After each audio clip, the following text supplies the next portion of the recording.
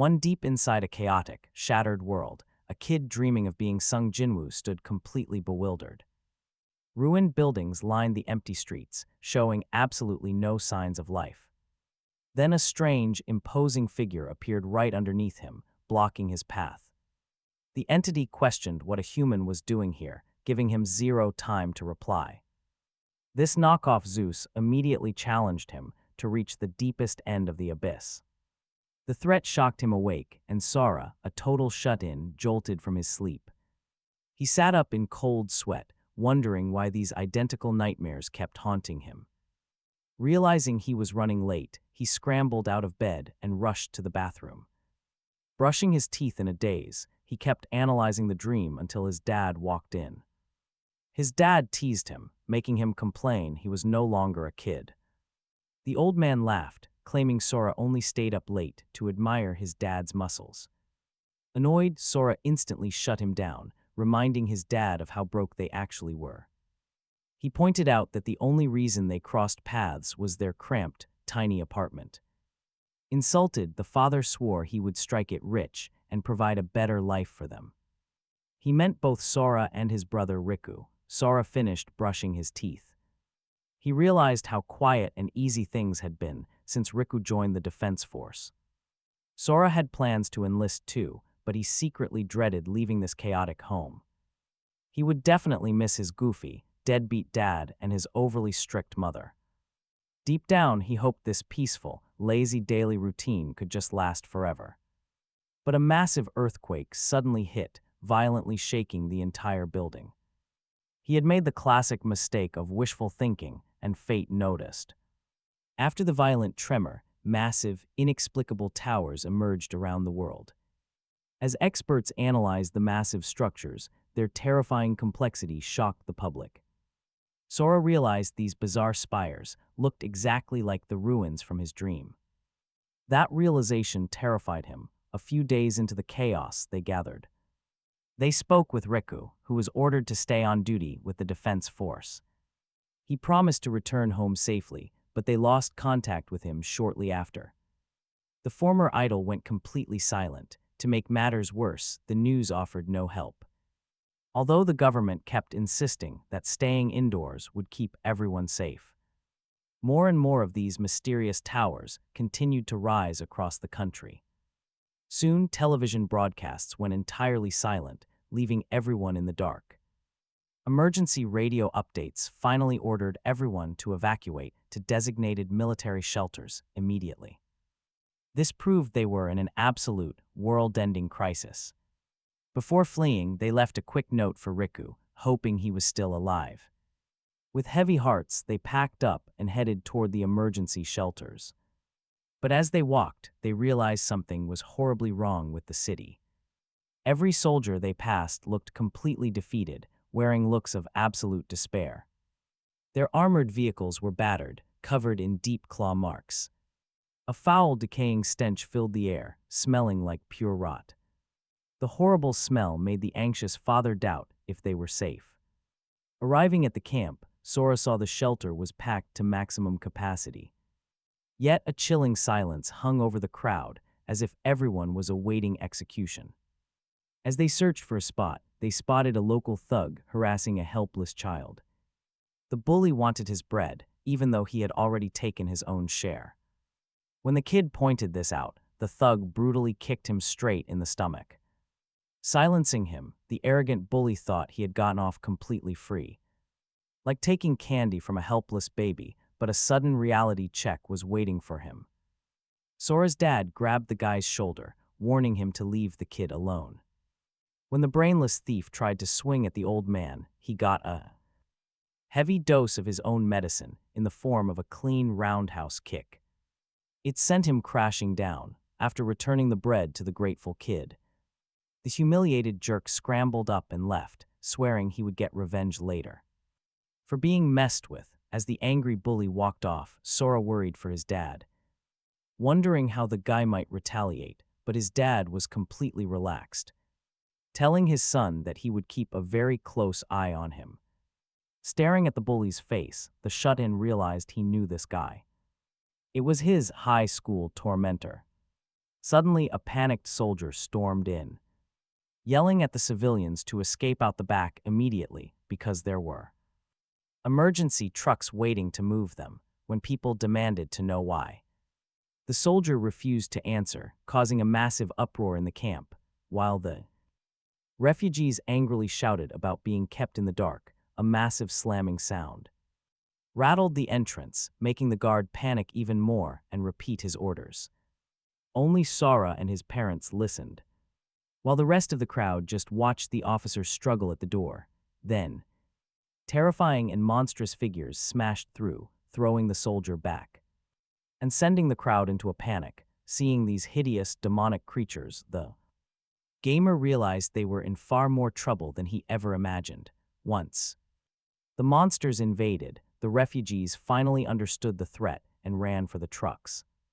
Unfortunately for Sora, years of sitting around doing absolutely no physical exercise and staring at screens all day immediately caught up to him. He was too slow to make it onto the evacuation vehicle with his parents, realizing he was left behind.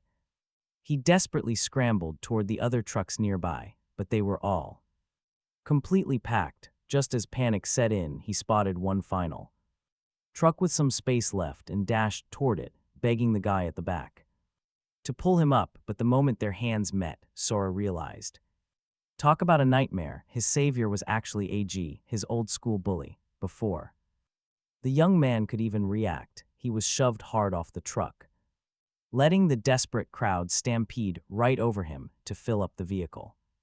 As he struggled to stay alive under all those trampling feet, the mysterious golden god from his dreams suddenly appeared, speaking those exact same cryptic words. Then the vision vanished. Sora was violently snapped back to reality by a heavy thrown axe that came incredibly close to splitting his head wide open. Realizing a literal monster was hunting him, Sora quickly scrambled to his feet and sprinted for his life, desperately wondering where the rest of his family had gone. The pursuing goblin hurled a jagged stone that sliced right across his cheek, reminding him that survival was way more important than his deadbeat dad or his strict mom. Recalling those strange towers and the horrible bully who left him to die, Sora completely locked in. He grabbed the stone that had almost killed him and shoved it straight through the goblin's chest, putting an end to the beast. Staring down at the monster's lifeless corpse, he had to wonder if he was trapped inside some kind of video game. But a sudden creepy echo nearby instantly reminded him of the brutal reality. That little demon had almost killed him. Then a strange glowing stone slid right out of the goblin's chest, catching Sora's eye. Suddenly, the crystal shot straight into his body. His wounds closed up, giving off major Sung Jinwoo energy. He realized he was basically the hero of some cheap solo leveling knockoff, where every single kill makes him stronger. Then, a few minutes later, he scouted the quiet island and realized there were no other enemies nearby. That's when he stumbled upon a bizarre set of floating stairs. It made him wonder if falling off meant he would get to respawn. Not wanting to waste a life like a clueless video game character, he took it slow. He carefully made his way up the steps.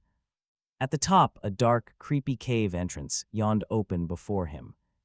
The exact kind of red flag any sane person would steer clear of. But our budget hero stepped right in, uncovering a massive glowing tomb.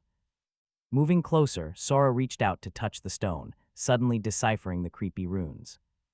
The text revealed that scattered fragments lay hidden deep within this abyss. Gathering every single piece was the only ticket to escaping this place alive. A sliver of hope. Suddenly, he actually had a way to get back home. With his goal set, Sora knew exactly how to survive this nightmare. Fueled by sheer desperation and reckless confidence, he burst through the massive iron doors behind the altar. The journey ahead was brutal. Soon, he descended to the second floor, fighting off massive wolves that looked like they came straight from fantasy books. After putting down their pack leader, he moved to floor 3, slaying a giant serpent. He kept pushing downward, finally understanding how this game had to be played. Every level went up in difficulty, the beasts grew larger, faster, and meaner. To make things worse, the keys he needed were hidden in massive, sprawling zones. But as the challenge grew, his raw stats kept climbing with every kill. By the time he hit the 12th floor, he ran into familiar enemies. The very beasts that invaded his home, except now they were total weaklings. Slashed to pieces, effortless, but as he fought, his hair grew out, turning him from a cheap action hero into a discount Tarzan. He was living like a beast, hunting and surviving in the shadows. Reaching the 30th floor is where things got absolutely ridiculous. We are talking 500,000 monsters actively trying to hide his key. Huge armies guarded some, while others were buried deep in caves. Finding them took forever. Days melted into weeks inside that massive dark labyrinth. But he kept grinding, refusing to let the endless cycle break his spirit. He pushed forward, deeper into the darkness, on the 42nd floor. Facing over 2 billion monsters, something deep inside his mind finally snapped. He became a cold, silent predator, infinite floors passed in a blur. Time lost all meaning, only survival and the next kill existed now. His instincts became razor-sharp, a weapon forged in absolute, terrifying darkness. This massive, bloated orc tries to sneak attack him, but gets wiped out in seconds. Proving he is not trapped with these monsters, they are trapped with him. Just like that, he realizes he has cleared every single monster on the floor. He finally cleared the 42nd floor and found the key, but before he can react, a giant mutant scorpion lunges out, smashing his precious time stone to absolute pieces. Enraged, our wild Tarzan charges straight at the beast in a flash, obliterating it in one massive punch like some kind of Korean Saitama. But then, Sora realizes the monster completely tricked him. That giant scorpion was not the real key, making him completely lose his mind and scream, back in the 20th century of human history. A sudden, terrifying disaster caught the entire world completely off guard. Before anyone could even process the absolute nightmare they were trapped in, endless hordes of monsters emerged, nearly wiping humanity off the face of the earth, leaving society shattered by an apocalyptic tragedy forever branded in their minds as Judgment Day. Seriously, not even biblical plagues could prepare them for this brutal cleansing. The lucky survivors, who somehow had enough plot armor to make it through, were blessed with a special awakening, granting them access to a mysterious system and some seriously overpowered abilities. From there, human society rebuilt itself, with ranked hunters and guilds giving off major low-budget solo leveling vibes. Back in the dark abyss, we find our boy Sora chasing down a direwolf, when a glowing magical chain suddenly whips out and snatches the beast, startling our wild Tarzan, who suddenly hears actual human voices echoing in the distance. He sees the beast rising into a glowing portal and instantly charges forward, desperate for any possible way back to his old world. But right as he reaches it, a mysterious system blocks his path, declaring that only one lifeform can pass. Naturally, our lunatic completely ignores the rules and forces his way through, shattering the glowing chains that were desperately trying to drag him back down. Meanwhile, in a creepy cemetery, a pink-haired girl named Yu is running, trying to escape her pursuers, but luck is definitely not on her side today. She trips over a thick vine and goes crashing hard onto the dirty ground. Before she can even stand, a gang of hostile adventurers completely surrounds her. They mockingly remind her that she is just a weakling who can only run, calling her a pathetic, hamburger-loving shut-in. As the bullies debate what to do with her, their druid warns them not to kill her, reminding them of the rules, but their arrogant barbarian leader does not care, claiming he makes the rules here and can do whatever he wants. The meathead threatens to tear off her limbs unless she hands over her scroll. But this girl has some bite, firing back with a warning of her own. Telling them not to push her any further, she bluffs the big barbarian, making him think she is casting a summon, but quickly casts a teleportation spell, instead instantly slipping away from those creeps. slipping away to a safe distance. She finally unfurls the stolen summon scroll she was holding onto. This terrifies the thugs, who realize they might be in deep trouble. No way they can handle whatever monstrous beast comes out of that paper. Before any of those losers can react, she completes the summon, terrorizing the barbarian while launching a massive lightning bolt straight into the sky. But once again, her luck completely and utterly failed. She had only managed to summon a weak level 3 direwolf. The pathetic beast only made the adventurers laugh their heads off. Meanwhile, Princess Useless lost all hope until a strange arm ripped right through the beast. It shattered instantly as a creepy spectral figure emerged from behind. The warriors stared in complete shock, trying to understand. Walmart Tarzan showed his absolute madness, throwing his hands high in the air to celebrate his crazy escape from that nightmarish, haunted hellhole. Honestly, nobody in that forest was ready for the creepy energy he unleashed. A freezing cold shiver ran straight down the spines of the nearby warriors. They dreaded whatever beast had just been set free. Suddenly, Sora lunged forward, demanding to know if this was actually Earth, which the druid quickly confirmed. While Walmart Tarzan celebrated his return, the enemy party launched a quiet ambush, warning Sora that he had sorely underestimated them. But the moment those two fools landed their combined strike on him, both of their weapons instantly shattered, proving how incredibly foolish they were. Right then, they realized they had made a truly fatal mistake.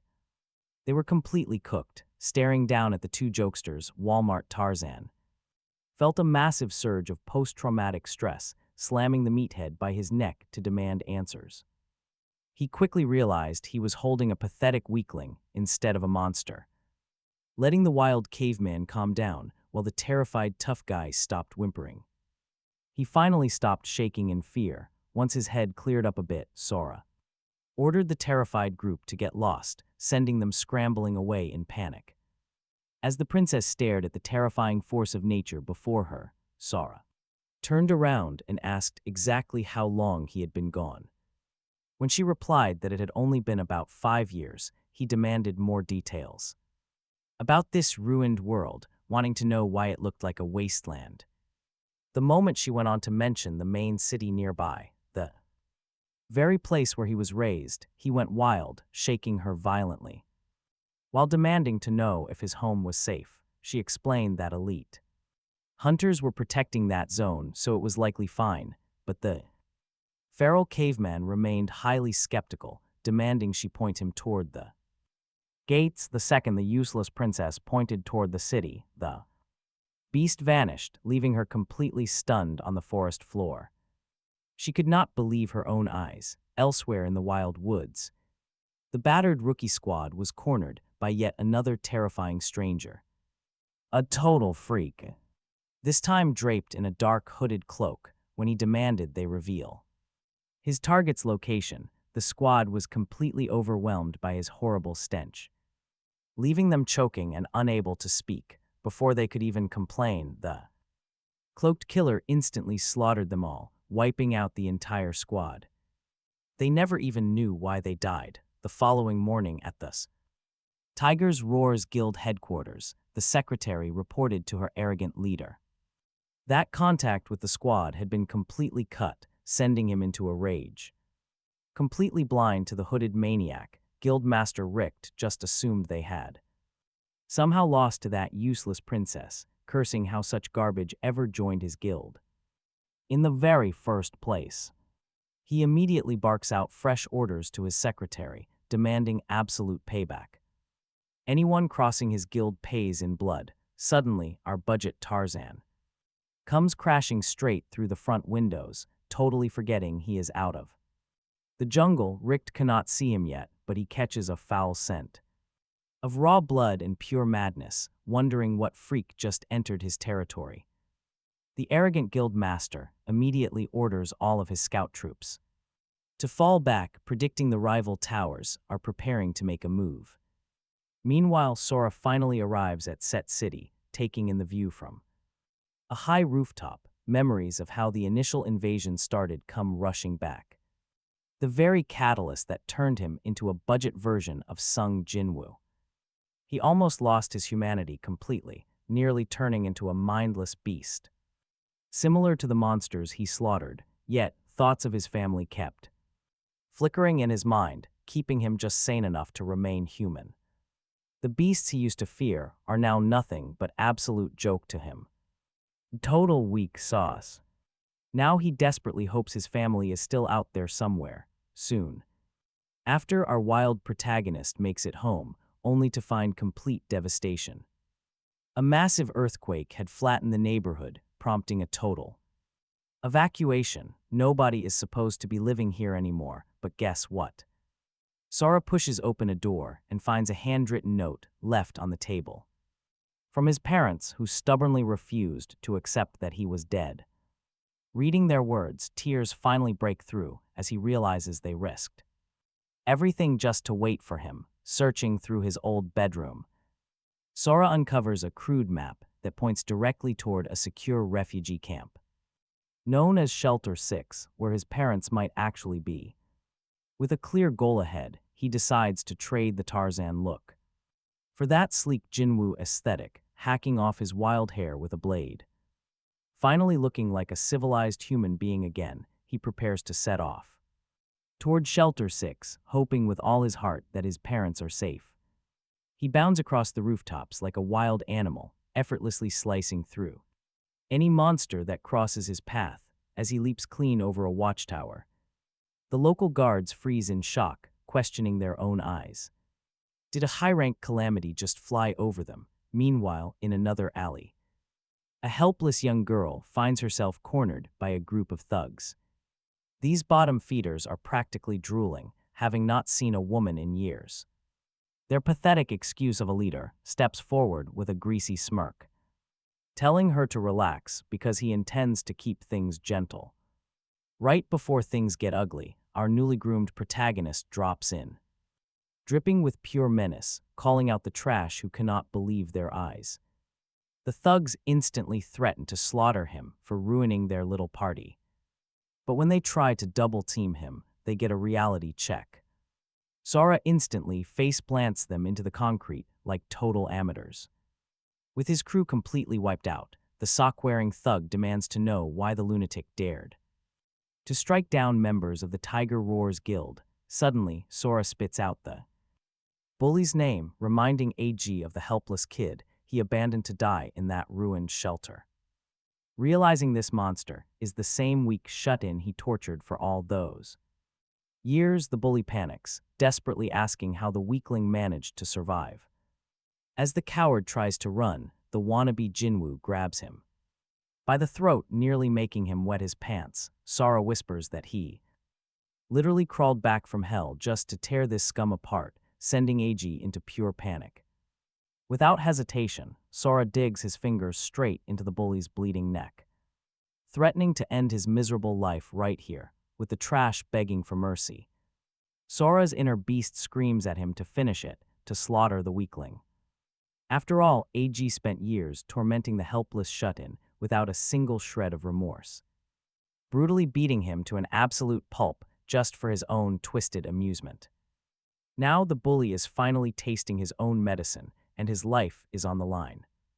But as those horrific memories of the torment flash through Sora's mind, he stops. He is not a mindless monster, so he drops the trembling bully, sparing his life because becoming exactly like the trash he despises is not an option.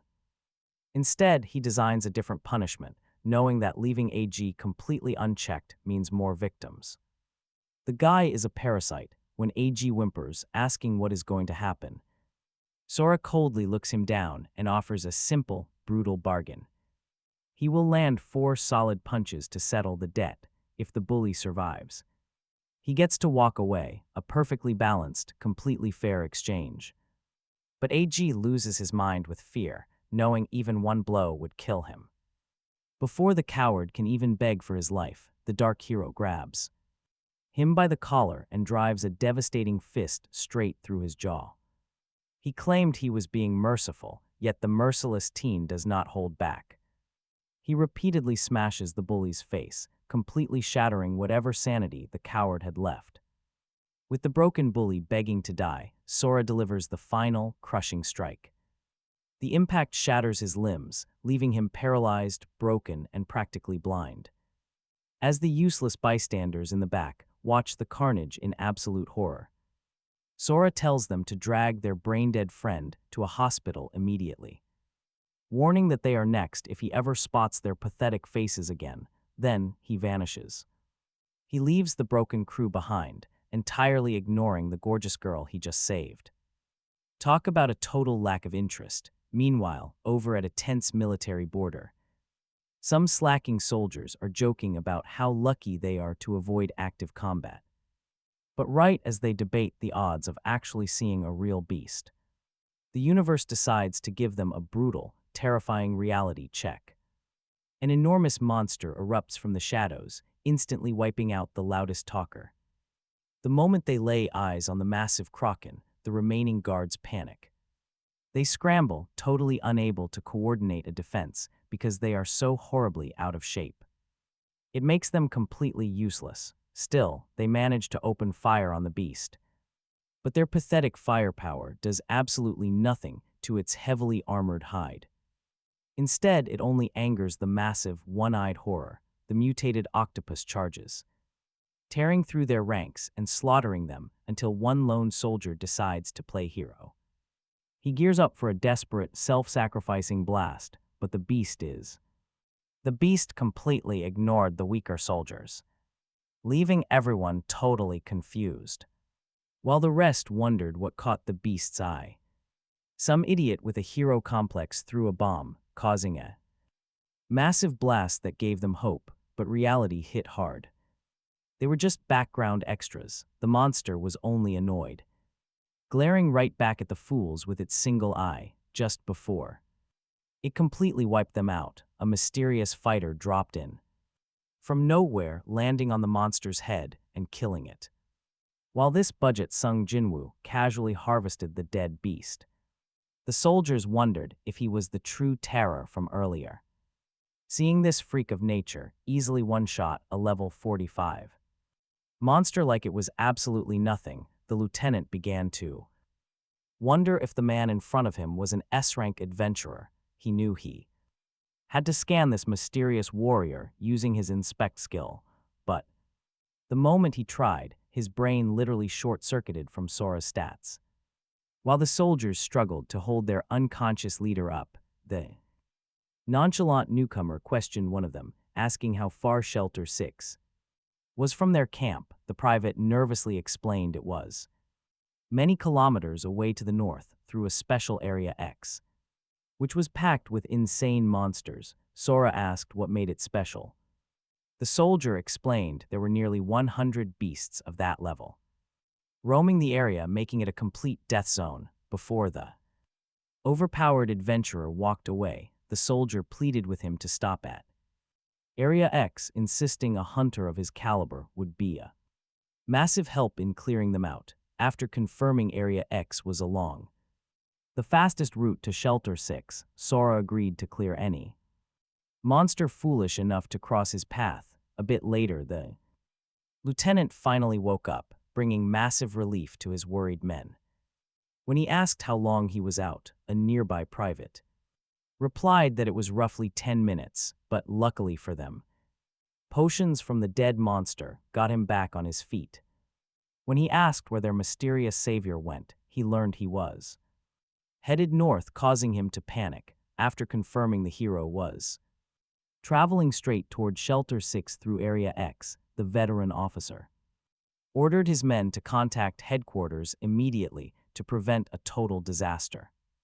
The soldiers asked why he was so desperate to call base, and he explained the current operation in Area X had changed completely. It was now a highly classified mission they were never told about. Zone, making Sora's attempt to go there a literal suicide mission.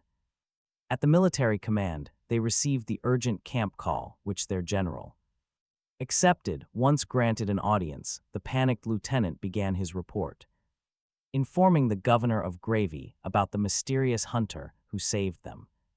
and warning that he was now heading straight toward their substandard nuclear facility when the Minister of Defense asked if the lieutenant was trying to take blame for his own incompetence. Naturally, the old veteran hesitated, explaining that the warrior was far too valuable to lose and a waste of high-level military resources. He pleaded with the commissioner to approve an emergency broadcast, hoping it would save the absolute monster. Marching straight to his doom, hearing that Sora was a strong hunter, the governor of the region asked what level he actually was, but the lieutenant was unable to answer, making the commander furious that an ignorant soldier would make such a foolish request when the old man admitted he didn't know the mysterious warrior's level. The governor laughed right in his face, calling him a complete clown for thinking the military would halt everything for absolutely no reason, seeing a perfect opportunity to mock a colleague. The fat commissioner took a sharp dig at the blonde woman beside him, blaming her for not training her subordinates properly. After this greedy officer tried to frame the lieutenant's desperate plea as a direct threat to their operation, Commander Methio began to seriously question who to trust, the arrogant fool next to her or the experienced veteran who was going through so much trouble to save a random stranger. Taking a moment to think, Commander Methio coldly warned her subordinate that he would face a military court. He had to give them a real reason to stop their mission for an unknown civilian, leaving the old man incredibly stressed when the superiors demanded a valid reason to halt the mission and save this stranger. Lieutenant Kagura revealed that this monster of a man had one-shot a level 45 monster. Complete silence, shocking the entire room. While they wondered if he was actually an S-rank adventurer, they demanded to know why the veteran couldn't scan the mysterious warrior's level despite his unique inspection skill. When the old man explained that he literally passed out trying to check the warrior's level, the governor instantly realized the truth. This hunter's level was well over 100, making him incredibly rare. But get this, even that massive revelation didn't make them blink, choosing to proceed with their operation anyway. They argued that they had spent too much time and deployed far too many troops to back out now.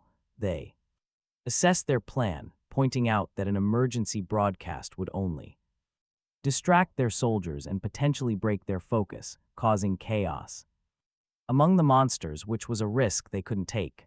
They calculated that risking 1,000 lives for one unpredictable freak of nature they knew nothing about was entirely foolish, flatly rejecting the request. Without a second thought, Commander Methio rejected it too, just like that. She abruptly ended the call, leaving the old man in absolute shock. Crushed and defeated, he slumped down, completely helpless in that moment, unable to save the mysterious powerhouse who had just saved their base. Suddenly, a young soldier walked up to him. He tried to offer some comfort, assuring the old lieutenant that he had done more than enough, but before he could even respond, the young soldier snatched his keys and ran off, shouting that he was going to save the legend who had saved them all. Death, his commanding officer insisted on his immediate return, but this rookie hero completely ignored him, speeding ahead in a desperate attempt to reach the mysterious warrior before the massive airstrike completely obliterated everything. Back at base, other soldiers begged to stop the rogue officer, but the lieutenant refused, betting on the rookie. He needed to save Sora. Slamming the gas, he prayed he could arrive in time to rescue a literal monster of a man. He was humanity's only hope, racing toward Area X at breakneck speed. The soldier wondered why he had not spotted the hunter yet. He took the shortest path, but realized the monster of a man was moving way faster than any car. Sora was already at Area X. Despite the massive risk of drawing monsters, the soldier made his move. He cranked the car loudspeaker to full volume to grab Sora's attention. A reckless gamble, screaming through the speaker, he called out to him. He warned him about the impending airstrike. Hearing the warning, our Unbothered protagonist instantly understood why the entire zone was completely empty. The local beasts were absolute trash, not even worth a second thought. But a direct missile strike, the extreme heat might actually hurt him. Taking no chances, he turned back toward the reckless soldier. Meanwhile, the lone driver wondered if his desperate warning had even reached him. Suddenly, a pack of snarling monsters began to surround the vehicle. The rookie panicked, then out of nowhere, Sora dropped right in. He obliterated the beasts instantly and demanded more details about the bombs. But their time was already up. The massive military airstrike officially began. Dozens of fighter jets roared overhead, releasing a devastating payload. As everything erupted in pure chaos, the incredibly calm hunter flared his massive aura, completely blocking the raging shockwaves and flying debris. Both he and the soldier were left entirely untouched. With the smoke clearing, the governor of Gravy ordered a drone scan. They needed to assess the scale of the destruction. A few minutes later, operators scanned Area X, finding absolutely zero signs of remaining life. It felt too easy, but then, out of the blue, an operator panicked. He screamed that all the monsters were huddled together in the crater. And get this, they were totally fine, completely unharmed. The entire mission was a failure. The shocked commanders demanded a feed. On screen, they watched the beasts project a massive energy shield. It shrugged off the human military airstrike, then they saw him. A mysterious hooded figure destroyed their drone, cutting the feed and causing panic. Commander Milk Factories pointed out the chilling truth the beasts knew. They knew they were being watched. Fear spread through the room like wildfire. The elderly general immediately ordered a full retreat of all local forces, while the high command scrambled to save their remaining troops. They were completely blindsided by another shocking update from the operator. The beasts were not heading toward the military defensive lines. Instead, they were marching straight toward that mysterious hooded hunter. The blonde commander barked out fresh orders, demanding new drone feeds immediately. Back at Area X, the clueless soldier was celebrating, glad to be alive. But Sora quickly shut that down, warning him they were not safe yet. A massive horde of monsters was heading right for them, forcing them to duck quickly. Someone literally hurled a drone at them, like a champion Olympic hammer thrower. The useless soldier babbled on about how crazy things were, absolutely terrified. He had to save his shock for later, no time. Surrounded on all sides, they had to run for safety. Staring at the beast pack, the useless soldier completely lost his mind. He whimpered on the ground, crying that these monsters were way too strong. While the weakling kept whining about his life choices, Sora remained totally cool. The nonchalant hero was completely unbothered by the giant threat. He casually figured they just had to beat them to death since bombs failed. He told his useless partner to wait in the jeep, stay put. Sora leapt straight toward the beasts. Moving fast, he instantly wiped out the first 3 monsters in his path. The biggest beast tried, swinging a massive war hammer right at his head. Sora effortlessly caught the weapon, redirected it, and shattered the beast's skull. Talk about an easy fight, over in one blow. But as he landed on its shoulder, he spotted a weird caped figure. Strangely, he couldn't sense any presence from the man at all. Suddenly, the giant beast's head started growing back while the weirdo cheered. He was thrilled to finally locate Sora after searching for so long. As the cloaked freak mentioned a mysterious abyss seed, the regeneration finished. The fully healed monster roared, demanding Sora return what belonged to him. Sora was totally clueless, but he didn't even get a moment to reply. The caped weirdo began chanting a spell, aiming to end our hero's life. Sora blocked the incoming attack with zero effort since it was weak. But the giant beast suddenly swatted him away like an annoying bug. Slammed hard into the dirt, just then a drone buzzed overhead. The cloaked enemy hated seeing the humans' cheap technology spying on them. Meanwhile, Sora broke free from the giant's heavy grip. He challenged them, telling them to fight seriously if they wanted him dead. As he rushed forward, the hooded creep vanished into thin air. Vanishing faster than a speeding bullet, the enemy left absolutely no trace behind. A moment later, the caped figure reappeared below, commanding his monster army. He ordered them to smash every drone and wipe out any soldier nearby. Meanwhile, hidden away in a nearby building, a soldier watched his screen. Losing that expensive spy drone really put a damper on things. Still, he secured valuable intel on the mysterious guy controlling the horde.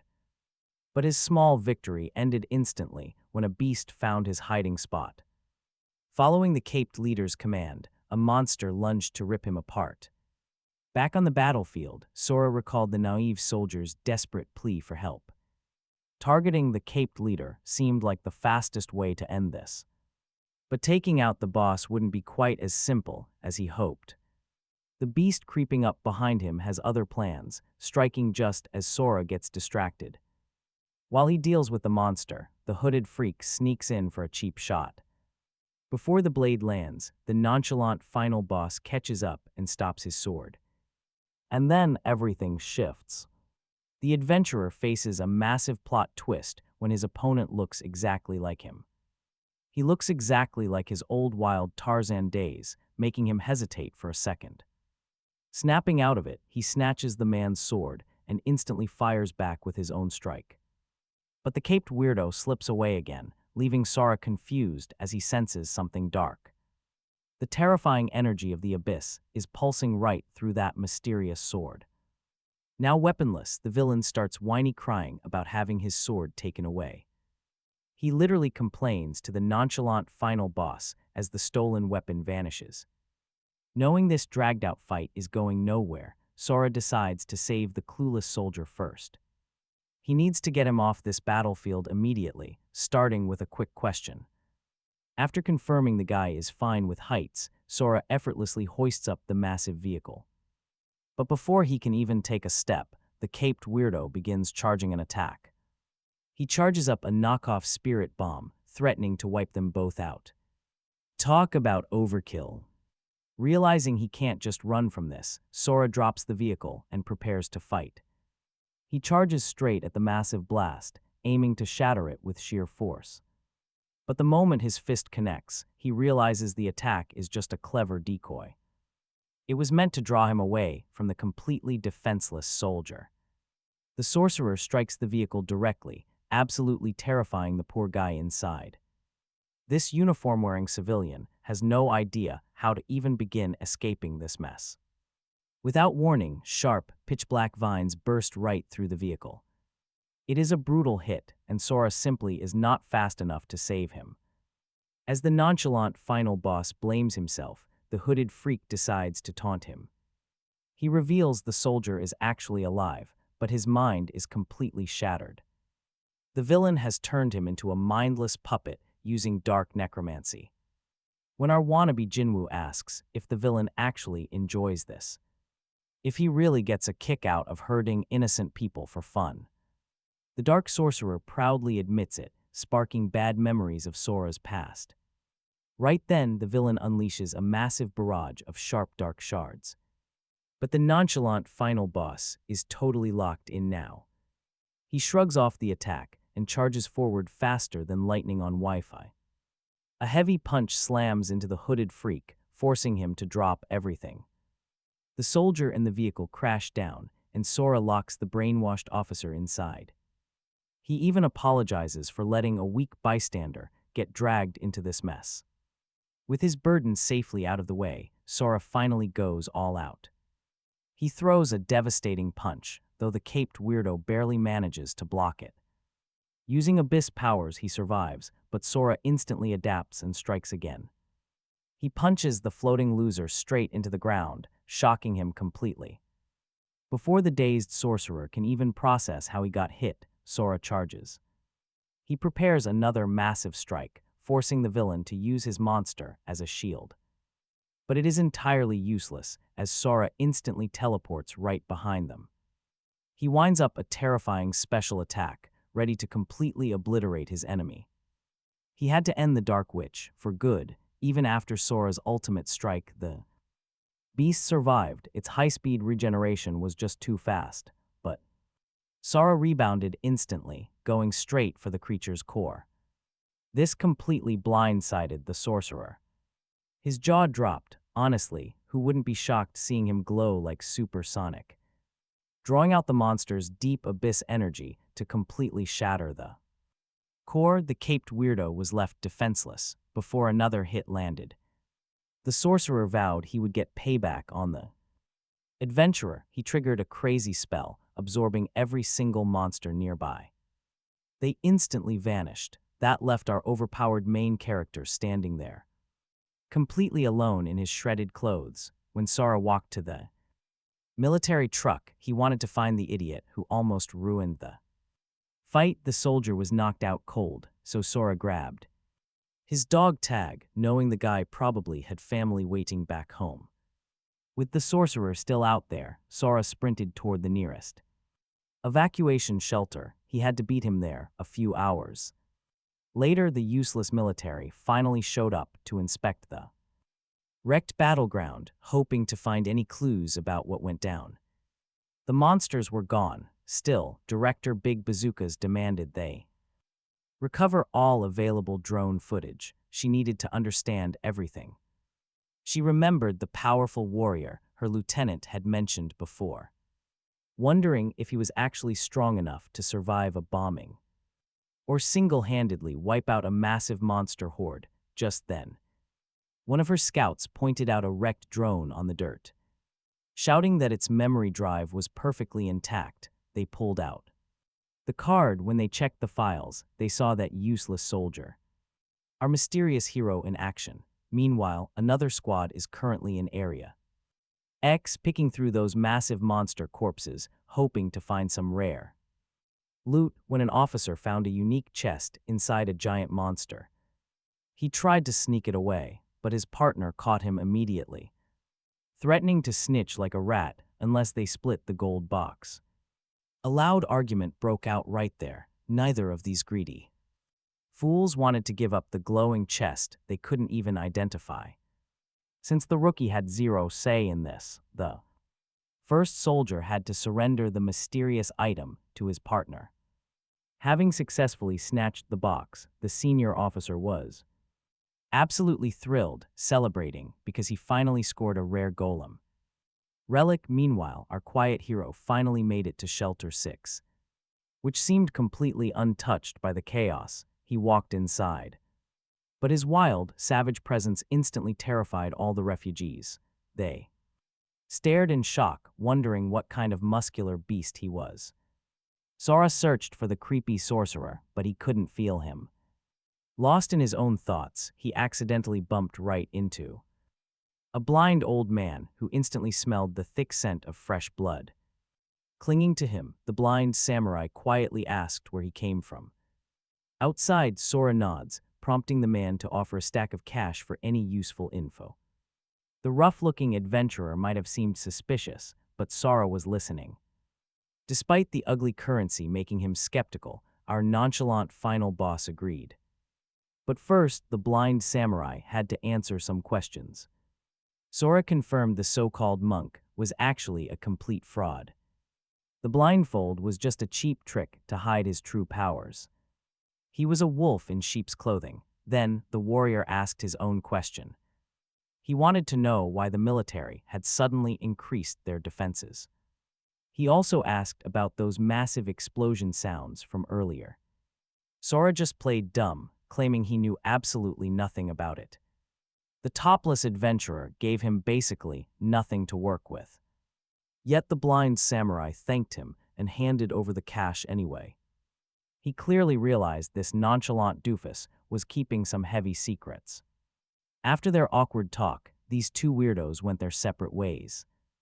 Both were left totally confused, leaving that cringe encounter behind. Sora wondered why the military let such a suspicious guy wander around freely. It made no sense. Later that night, he used the tip money. He bought new clothes, hoping a fresh outfit would help him blend in. Now he could search for his family without drawing too much attention. Like a total creep, he approached random strangers showing his family portrait. He asked if they knew his parents, but they immediately panicked. Just looking at the drawing was enough to send them running. Was his family really that ugly? Suddenly, Sora spots a thug walking by. He decides to try his luck, asking this Afro freak about his parents. The thug tries playing the tough guy, snapping that he is not answering. Sora simply introduces himself as their kid, which the guy does not buy.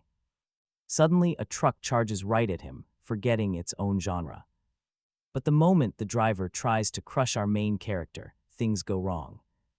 Our Walmart Jinwoo blocks it, completely crushing the front of the vehicle. This absolute show of power terrifies the Afro loser into spilling the location. He quickly points the way and runs for his life to warn his gang. He had to tell his crew about the absolute monster he just came across. Reaching the end of the designated street, Sora finds a massive mansion. How on earth could his deadbeat dad afford a place this majestic? He knocks on the door, hearing a deep voice answer from inside. The giant gates swing open, revealing a man looking like a mafia boss. Sora introduces himself as his son, which leaves the man utterly baffled. The dad exclaims in confusion, asking this weirdo what he is talking about. After a tense moment, the young adventurer is invited inside the house. His mother serves him some tea, though the atmosphere is incredibly awkward. They barely speak, since neither parent can believe this freak is their kid. Finally, the mother gets the conversation started. The father admits he does not believe him. He refuses to accept this muscle-bound maniac is actually his little boy Sora. So he prepares a test, questions only their real son would know. He knew he was done for only if this stranger really was the son of his boss. But if he was a fake, the spy lurking up in the rafters would strike instantly. He would knock him out at the first wrong answer, yet Sora already noticed that stalker. Even with a creep camping above, he agreed to the weird competition anyway. It was the perfect chance to throw some massive shade at his old man. He started by exposing that this terrifying mafia boss once took homemaking classes when he was broke. Up in the ceiling, the spy was utterly baffled by this bizarre piece of gossip.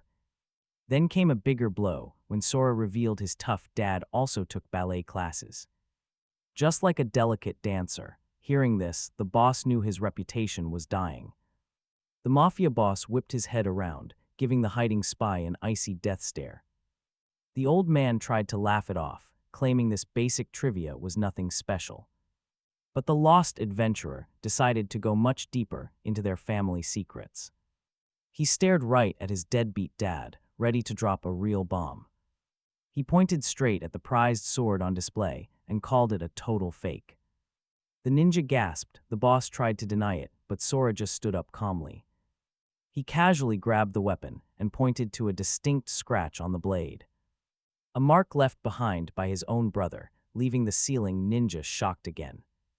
The spy always believed that mark came from some legendary action movie escape by the boss. There was no way he would believe this sketchy outsider over his grand boss. But then Sora casually revealed the blade was retractable. The old man froze.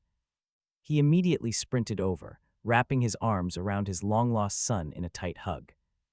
Tears streamed down his face as he welcomed his boy home after all these years. Up above, the spy realized he had seen way too much and tried to slip away. But before he could even crawl an inch, a massive hand clamped onto him. Sora dragged him down, telling him flat out that he was not going anywhere. Minutes later, the terrified spy sat beside the family, who threatened to roast him alive. If a single word about their family drama leaked out, he was dead meat. He stared at the terrifying mafia boss and his wannabe Jinwoo of a son. At least the quiet mother seemed normal, offering a tiny bit of comforting peace. But of course, a warm, peaceful moment never lasts very long around here. Suddenly, that afro-headed idiot from earlier burst into the room to warn the boss. He wanted to report a creepy white-haired kid looking for him outside. But then Gyro froze, spotting that exact same monster sitting right on the couch. The Afro loser panicked, shouting that they had the numbers and were not afraid. He kept yelling threats until Sora instantly showed him what real power looked like. The sheer pressure almost made the thug choke before Sora calmly asked for an introduction. As the deadbeat dad gathered the gang, he realized something pretty important. He had absolutely no idea what level his own son actually was now. Sora casually explained that he did not have a system to track his stats. Hearing this, the entire room erupted in laughter, mocking him for being systemless. Without a system, he was basically a nobody with a massive disadvantage. They turned on the Afro loser, teasing him for hyping up this average guy. Gyro tried to save face, stammering that maybe he overexaggerated a tiny bit. Sure, he might have been meat riding, but he still could not forget one thing. Sora easily withstood a direct truck hit. Sora tells the gang to just check his level themselves, but the Afro lackey has to explain that only hunters possessing the rare inspect skill can actually see another adventurer's stats. A tough crowd. Luckily for the returned son, his old man is one of those gifted few, so Sora asking the mafia boss to look, then he asks his mom too. But she gently refuses, saying she already has a pretty good idea of his strength. And here is where it gets good. The gang inspects Sora's level. Shock paints their faces. The dad's inspect skill is giving him absolutely nothing back, meaning his son is either totally weak or legs above his own level. The old man stands there completely baffled, trying to comprehend what's happening. He wonders what kind of brutal training the kid endured to reach this level. But his wife cuts in, reminding him that they don't need to overthink this right now. They should just be grateful their boy is finally back under their roof. A deep, emotional silence fills the room as years of painful searching wash over them. Not wanting to show any weakness in front of his crew, the boss orders his remaining men to step outside and give the family some privacy. Let the family have their moment. A bit later, Sora asks about his missing brother, and happily, his mother explains that he is actually doing fine.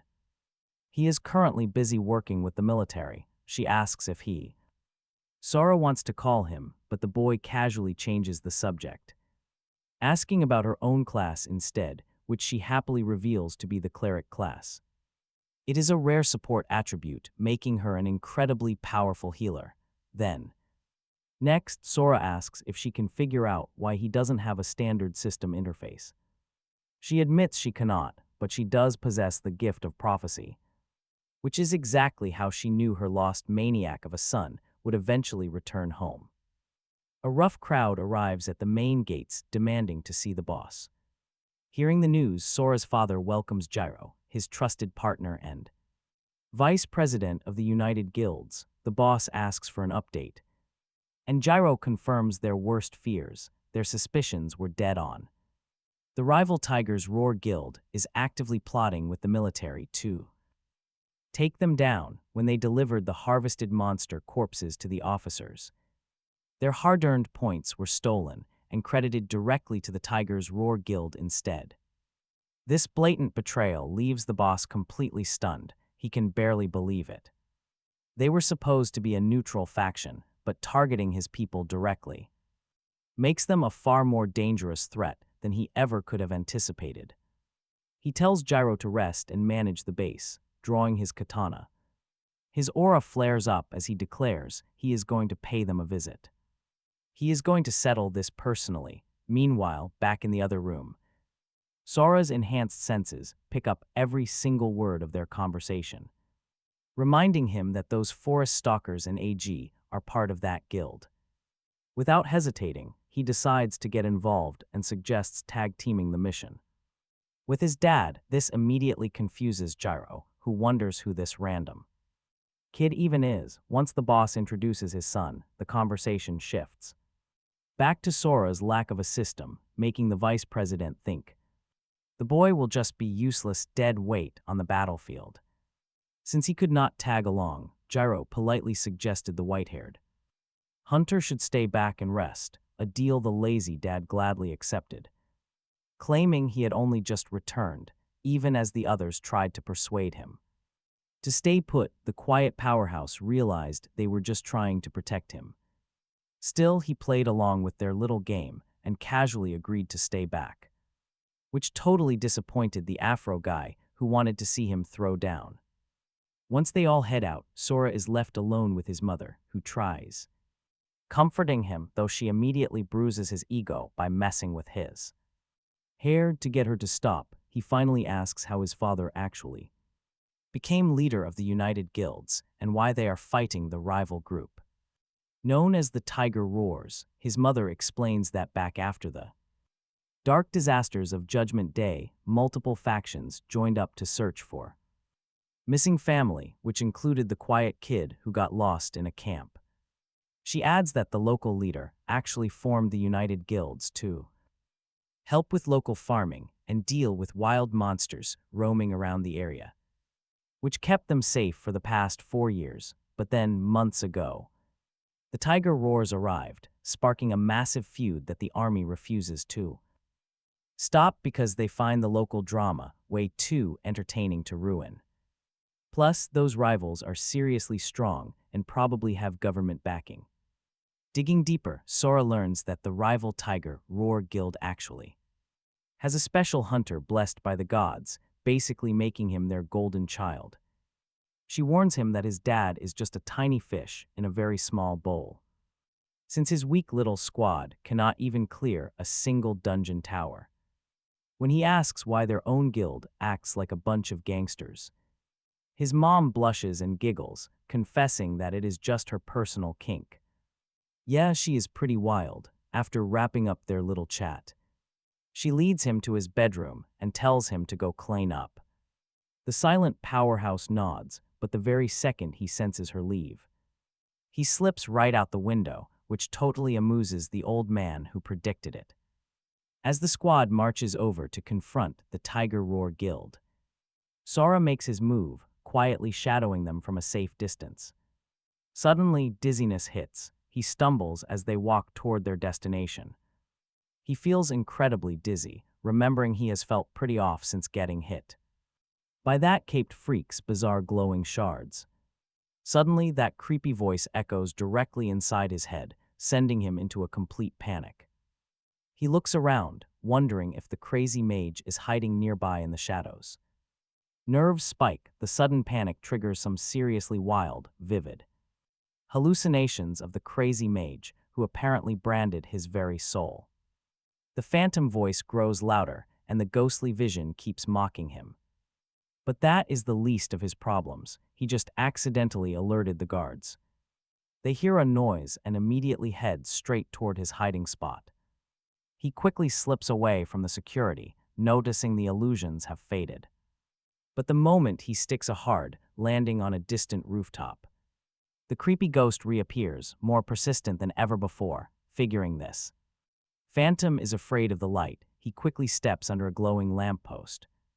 He forced himself to stay composed while analyzing his marked soul, although he had looked like a total maniac to random passersby. He finally managed to pull himself together using his light theory. He was pretty sure it was real, but while wondering if that creepy stalker could sense him, he braced for a potential surprise attack. Yet once again, his strange movements only made him look like a lunatic to the onlookers. When he finished dealing with those creepy hallucinations, Sora had to face his deadbeat dad and the Tiger's Roar Guild. He suspected they were up to some dirty, underhanded schemes. He had an annoying feeling that the military wanted to crush his dad's guild. The monster resolved to protect his family at absolutely any cost, even if it meant wiping out the entirety of Shelter 6. Like some unhinged, psychopathic villain, eventually he arrived at the rival guild where those wannabe Yakuza thugs had already lined up. While he stood wondering what kind of negotiations his dad would try, he kept a bigger plan in mind, remembering that the law only cared about what a person actually said, which made their presence on Tiger's Roar territory a completely hopeless, losing battle. With no backup plans left, the old man started to panic, not knowing What to do besides repeat his useless lies, even though the united guilds were completely surrounded by a heavily armed military troop pointing their loaded guns directly at them. Mukujima refused to back down, yelling to his men that they would fight back against this tyranny, but with Yuzui in range, the army couldn't fire. This worked out perfectly for the old man. Sizing up his opponent, the boss understood that he couldn't just rush into things. Grabbing that half-blind idiot as a hostage was his best bet. Right away, Mukujima gripped his sword and got ready to pull it from the sheath, giving that one-eyed hunter a quick warning to brace himself for the coming strike. The hunter believed his shield was strong enough to protect him from any attack, since it could stop a level 69 barbarian, so an opponent as weak as this old mafia boss was completely beneath him. When the surrounding crowd advised the deadbeat dad to back off because he was bound to lose, Mukujima surprisingly seemed to give up, sheathing his sword and offering it forward, while everyone else was left completely baffled. But watch closely, Gyro instantly locked in, reading the secret signal his boss had just given him, a sign known only to the elite. The moment Mukujima dropped his sword to surrender, the brute quietly charged up his skills, giving the deadbeat dad the perfect green light to fake out the soldiers and strike at that one-eyed hunter. As the boss drew his blade to lunge forward, the target raised his shield, believing it was more than enough. But from behind them, Gyro suddenly unleashed some quick magic, leaving the surrounding crowd completely idiots as Mukujima's weapon transformed from a simple sword into a massive hammer. That completely shattered the defense. Right before the old man grabbed his hostage, the soldier tried to lunge in and stop him, but Gyro cast another. He threw up a massive wall of his own, trapping the corrupt fighter completely. The desperate, half-blind officer tried to escape by screaming for backup, but Gyro came in clutch for the third time straight, instantly summoning another stone barrier. The rock wall completely cut off the bad guys, giving Mukujima a perfect opening. This was his best shot at capturing his target, but unfortunately, Asui had a tricky magic spell of his own ready to go. He yanked his half-blind ally away, completely ruining their backup plan. As the corrupt officer started bragging, the tables suddenly turned. You won't believe this, but our unmatched powerhouse appeared right behind him. He stood there like a legendary anime boss stopping a war. Realizing he was completely cooked, the desperate soldier pulled out a hidden relic. The artifact in his hands left the half-blind fighter completely speechless. He unleashed a thick, mysterious fog directly at Sora that quickly spread. The toxic mist started knocking out his own soldiers. Asui didn't care. He was just glad that the monster behind him was finally dead. Or so he thought, until he slowly turned around and faced the nightmare. Sora grabbed him instantly. The guy had survived the poison without a scratch. He stood there casually, catching two thrown daggers right in his teeth.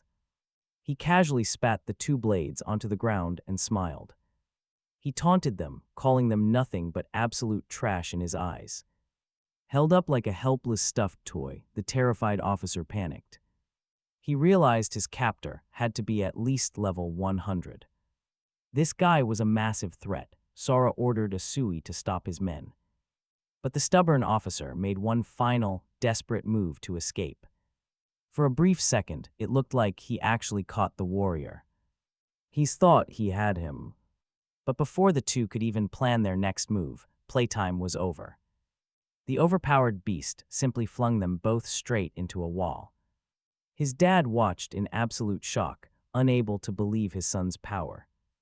Suddenly, Asui began to glitch, sending a warning sign to Sora. The officer recovered in an instant, charging right at the monster's back. He actually believed the powerful warrior wouldn't be able to react. But when the hit landed, his weapon got stuck in place. He almost got completely obliterated by the demon disguised as a human. Even though the blow missed, the sheer wind pressure was insane. It nearly tore his face apart, causing Asui to completely panic. Before he could run, the absolute monster lunged forward once again. He slammed his head into the dirt, knocking him completely unconscious. Sora grabbed the body and asked his dad to handle the rest. They finally headed back home. Later, the family sat down with Juro. They needed to discuss what they had learned from the hostages. Since the prisoners refused to talk, the United Guilds remained alert. They knew they had to prepare for anything at this point. Then they turned their attention to the real mystery, Sora himself. He had easily destroyed a high-ranking hunter like it was nothing. Everything he endured during his 5-year disappearance, once Sora finished explaining. The nightmare he survived inside that horrific Tower of Doom, his father Mukujima. Pieced it together, the kid was likely trapped in some uncharted tower. Hearing this, the gorilla of a man, Jaro, suggested they investigate. Towers near their old house to clear them, but the deadbeat dad completely brushed his ally off, focusing entirely on his son, whom he thanked deeply for saving his life, as the family celebrated being back together. Sora swore to guard them with everything he had, simply because. He refused to let his peaceful life get ruined again, but then a sudden blackout plunges the entire house into pitch darkness, which instantly triggers a glowing soul mark left by that creepy hooded freak. Suddenly, the terrifying specter manifests right before him. Peace is just an illusion. Sora cannot relax anymore. The specter vanishes for a second, only to pop right back up, startling our overpowered main character, who wonders what chapter of that Shadow Hunter story had a stalker. After realizing the specter has its own mind, but cannot physically touch anything, Sora decides to just ignore the pest and focus on dinner. But trying to ignore a literal god of darkness only pisses the hooded freak off, seeking petty revenge against our overpowered hero. It temporarily blinds him, causing absolute chaos at the table. Since nobody else can see the phantom, his mother tries casting a healing spell only to find 0 curses active on him, yet he keeps acting completely blind. Fearing his family is under attack, Sora lunges at the invisible ghost and somehow grabs it by the throat, shocking the arrogant entity. To his family, though, he looks like a complete madman who is aggressively choking the empty air, unbothered by them. Sora interrogates the specter, who finally introduces himself as Feudal, the supreme god of darkness from the ancient Asa race. He claims Sora absorbed one of his divine dark crystals, unlocking immense dark power. But there is a catch. Feudal warns him that powerful divine agents from the towers are actively hunting him down, putting his family in extreme danger just by being near them, while everyone watches in sheer confusion, thinking their boy has completely lost his mind. Sora just scoffs, asking why some divine lackeys should scare him when he already thrashed a literal god. Offended by the disrespect, Feudal snarls that he is getting too arrogant. He only defeated a weak, shattered fragment of his true self. Those divine agents, the Esras, are on a whole different level. The hooded god issues a final warning: return to the towers or face a god's wrath. Suddenly, the spectral projection starts glitching out like a broken hologram. Just like that, Sora's vision snaps back. The monk from earlier, Shuzenji, enters the room, calmly telling the boy that he believes the phantoms. Warning, confused, Sora asks how his deadbeat father even knows this. Shady monk and Mukujima reveals he actually helped found the guild. While that hooded freak struggles to escape Shuzenji's grip, the fake monk asks to speak with Sora alone before answering the old man's questions. Moments later, the fake monk, our overpowered hero, and the spooky ghost are left alone in a room to talk. That's when Shuzenji explains that he is not an Esra, but his special eyes can see divine energy, which is exactly how he sealed that creepy ghost. He also reveals that Sora's raw power is far beyond any mid-tier god agent, so there is absolutely no need to fear them. But he also warns the kid to stay far away from the towers. They want his strength making the army his only safe option. Sora thinks this plan is completely trash. Why run? The fake monk explains that the military is totally free from any hunter interference, making it the safest hideout from those Esras. After the kid asks how he can protect his parents, Shuzenji promises he's got everything covered. He is a Rakan as powerful as any. Esra, meanwhile, over at the Tiger's Roar Guild, the elite Esras are absolutely losing their minds, wondering why they need so much heavy backup just to deal with some weakling. Once Shurya, the god agent of Hades, finishes the target rundown on Sora, hero, the god agent of Earth, gets absolutely furious. His teammate just took a cheap shot at him. Before things get ugly, Ramu, Athena's Esra, steps in. Holding him back, this gives their leader, Richt, the perfect chance to announce he is joining the mission. That completely shocks the other god agents when Kaichai, the god agent of Hermes, asks why the big boss is coming along. Richt explains that his lord, Zeus, ordered this quiet hunter to be taken out immediately. They must crush the United Guilds because they need to seize control of Shelter 6. Back at the family home, the fake monk orders Sora to head back to Area X to meet Commander Milk Tanks, a trusted friend who has his back. Then he focuses his attention entirely on Sora's mother, Yui, preparing her curse for the upcoming battle.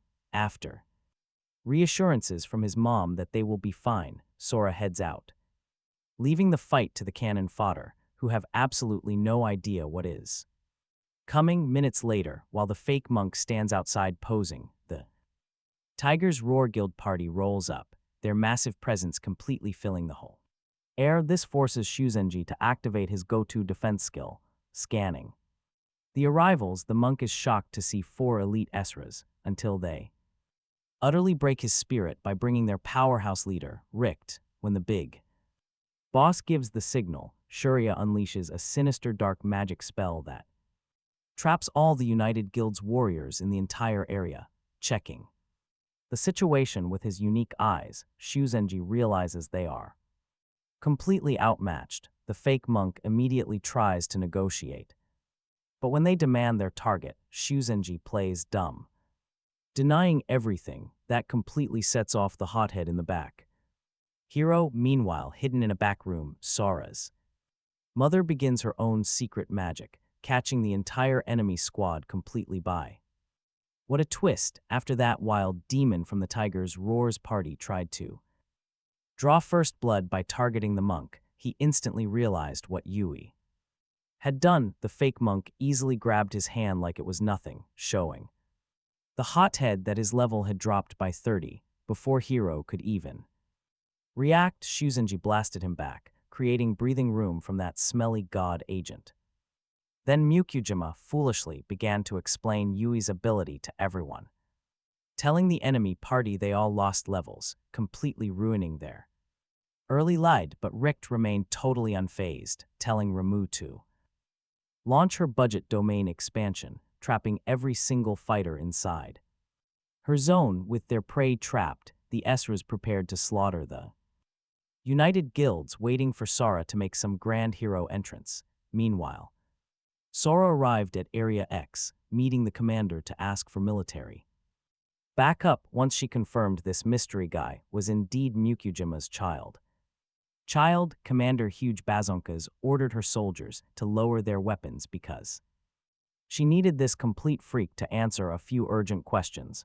Back at Athena's arena, the hunters were locked inside a strange coliseum with the Esras, as Ramu cast her spell, forcing the United Guilds into a showdown against that overpowered squad in a brutal battle to the death. When Mukujima asked why she wanted a 10-man duel when they only had 8 fighters ready, Ramu replied that their star player simply had not made his appearance yet. The wild demon then offered to kick off the fight, demanding their weak opponents send forward their own champion, so the fake monk stepped up to handle the opening match. Although that deadbeat dad tried to take charge for once, Shuzenji refused, reminding the entire group that his own brainless mistake got them into this absolute mess in the first place. He warned them that Hero was an incredibly dangerous opponent, who easily trashed 3 other Esras all by himself during a fight. But luckily, the monk had a clever strategy to handle this total monster. Once the fake monk stepped onto the field, the match host gave them the green light to start. Instantly, Hero rushed like a maniac at the monk, throwing a heavy blow that forced Shuzenji to shield himself. Everyone is holding their breath as these two trade absolutely devastating blows. But Hero got the upper hand first, almost tearing apart the fake monk's entire arm as the crazy demon bragged to the adventurer that he was wielding Cadmus. Shuzenji began to panic, wondering why a divine pet was aiding a regular mortal. Before the monk could even think, the psychotic warrior was already lunging at him with a vicious strike as the smug fighter kept pressing hard with Cadmus' power. The monk suddenly realized that creepy snake was moving way faster, becoming a massive threat in combat. Deciding to focus, he broke free from the beast's deadly grip and retaliated hard, sending Hero flying back to buy himself some time. But then he realized the beast had not actually grown faster. Instead, he was poisoned, dragging down his entire stats as the cocky Esra mocked his opponent for being weak. The leader watched both combatants. It was clear that the gap in their strength would only keep growing as this duel dragged on, but then Hero unleashed a relentless fury of blows, striking the fake monk with rapid-fire left and right combinations. The monk could barely move in time to defend himself. Amid the relentless onslaught, the monk suddenly started chanting a strange mantra, making the Ezra onlookers tense up as a strange glow enveloped him. Golden divine energy flooded the air once Shuzenji finished the chant. The United Guild's side immediately cheered, smelling an easy victory. Suddenly, this fake priest looked like Scorpion straight out of Mortal Kombat, his eyes and skull blazing with pure gold. When a giant Buddha manifested, Hero knew deep down he was in trouble, but he kept swinging anyway, bluffing that some cheap golden light would never stop his strike. The fake monk charged forward without hesitation. Clad in glowing golden armor, this only made our overconfident fighter laugh, recalling another fool who tried this exact trick and got absolutely wrecked. But his laugh cut short. A brutal, crushing uppercut caught him off guard, proving this wannabe Scorpion was a whole different leg of beast. He was absolutely nothing like the weaklings he faced before.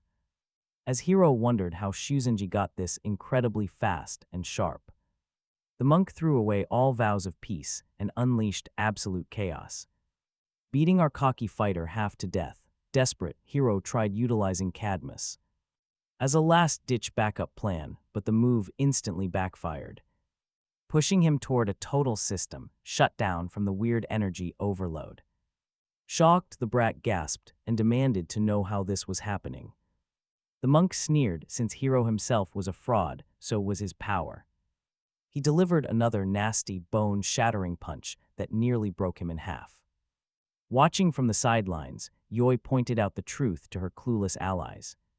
The monk used pure Zen energy, forcing Hero to absorb way too much, leaving him completely unable to control it, while the guilds cheered. The other Ezras remained entirely unimpressed, knowing better. Those fools were seriously underestimating what they were up against. Did they really think simple tricks would win, staring defeat in the face? Hero finally stopped holding back, gearing up to throw everything into one final strike. He summoned the serpent and violently ripped it open, unleashing a wave of deadly, poisonous gas right at the fake monk. The opposing group watched in sheer confusion, wondering what desperate trick this absolute madman of a warrior was trying to unleash. Hero cried out to his deity Ars, offering the snake's blood in sacrifice to summon a legendary, devastating spear. Once the weapon appeared, our arrogant fighter vowed to give this clash everything, even if it destroyed his body. Meanwhile, the divine agents watched, knowing the monk was in deep trouble, since he was now going head-to-head against a literal god-tier weapon. even though Rimu felt sure her partner would crush the monk. She understood the steep price. This massive gamble would likely end up costing him his very life. Ended with him getting punished by ours. Right then, the cocky warrior charged at his opponent. He barely dodged as the spear vanished. It was a fake out. The Ezra slashed a chunk right off his opponent's face, triggering an explosion. Meanwhile, the fraudulent monk managed to block the blast with his mantra, but his armor was shattered. Exposed and vulnerable, he faced another punch. Shuzenji dodged it, but he froze as Hiro fired multiple arrows right through his back. It nearly took his head off. He didn't stop, he kept firing. Attacks pushing him back, totally helpless, but then he realized the only reason his head was still attached was the Ezra's weakened state. The fake monk backed away, preparing a counter mantra to fight back, forcing Hiro to summon a pool of blood for defense. As Shuzenji released his power, the mantra temporarily pinned the arrogant Ezra down, sealing his. Hiro's blood pool crept forward. Mukujima stepped in. To step in, he warned his partner of the incoming blast. Luckily, the monk dodged it, but Mukujima's interference had a cost. The moderator penalized the interloper, slashing his life force down to 50%. The raging demon mocked him. You only survived because of the warning. He had to unleash his trump card, revealing a strange martial arts-style battle outfit, activating his special eyes activated, boosting his power. Proving crazy power-ups aren't just for main characters. When the raging demon charged, Shuzenji easily caught his spear, shattering it and slamming the Ezra's head while mocking his weak weapon. Shurya wondered how he destroyed a divine weapon. Rimu explained it was all thanks to those eyes. They made him, making him an overpowered cheat code observer. With the guilds celebrating, Shuzenji kept showing off, threatening to crush the powerful Ezra before he could call for help. Falling for the bait, Hiro snapped to win by manipulating the pool of blood beneath his opponent. But his opponent was 10 steps ahead, setting up another binding seal that canceled the attack entirely. Left completely defenseless, he still underestimated him. He was getting completely dominated, forcing the batty Ezra to step in and give him a serious warning about those mystical eyes. Although the united guilds cried foul over her interfering in the duel, the moderator just shrugged and gave her a warning. Gyro, who grumbled about not getting any special treatment, back on the battlefield, the cocky Ezra warrior snapped that he did not need help from some random spectator, completely ignoring her warning. But after hearing the fake monk's new mantra, Hiro immediately panicked, realizing the battle was clearly slipping away from him. That heavy chant took 30 seconds to finish, and pulling it off mid-fight was an absolute insult, pushing the desperate Hiro to rip open his own flesh for a final bloody strike. He fired off a storm of sharp, crimson blood arrows, hoping to knock the monk off balance, but it was useless. Shuzenji's body was literally tearing itself apart under the immense strain. But the monk refused to stop his devastating mantra chant. With 10 seconds left, both sides actually started counting down the final moments, until a massive Buddha statue materialized behind the fake monk, looming large and crushing the arrogant warrior into the dirt like an insignificant bug. With the monk's limits shattered, the host officially ended the round, giving the first victory to the United Guilds, stunning their arrogant foes. Shortly after, Rimu patched up the useless idiot who lost the opening match, gently warning him to stop acting like a reckless fool. Then, drama. Two eerie spirits materialized behind Hiro, laughing mockingly at his pathetic defeat. They carried a direct, chilling message from their divine father, Ars. The god was deeply displeased, meaning a brutal punishment was coming. The two Nightlight brothers immediately dragged him into a brutal torture session, leaving Hiro clinging to life once the terrifying messengers departed. The battered warrior swore bloody revenge, but the gloomy Shurya cut him off. There is no next time, Shurya warned, promising to utterly destroy the weaklings with Hades' power. Meanwhile, the old warrior Mukujima stepped up to face this knockoff Grim Reaper, receiving a protective charm from his wife Yoi to ward off any creepy phantoms. Armed with his wife's good luck wishes, the deadbeat dad confidently stepped onto the field, ready for action. His opponent was a scythe-wielding maniac, making distance highly dangerous. To beat this budget Grim Reaper, Mukujima needed to close the gap immediately, with a lightning-fast flash step, taking him down before he could breathe. As he finalized this solid battle strategy in his head, the match referee gave the signal and the fight exploded. Shurya went first, unleashing a wave of dark, creeping shadows at his foe. But the seasoned grandpa samurai simply smirked and sliced right through them, stunning the dark warrior. Immediately, the old man launched his counterattack, surging forward with a flash step, only to realize he hit a decoy. It was a trap. Before he could react, the spooky Grim Reaper snared him in a solid spirit cage, but the old man broke free instantly, charging straight back at the gloomy Shurya. But guess what? Another decoy. This agent of Hades was playing dirty. The poor grandpa kept slashing air, looking like a totally confused senior, as Shurya taunted him, pushing our deadbeat dad to finally lock in.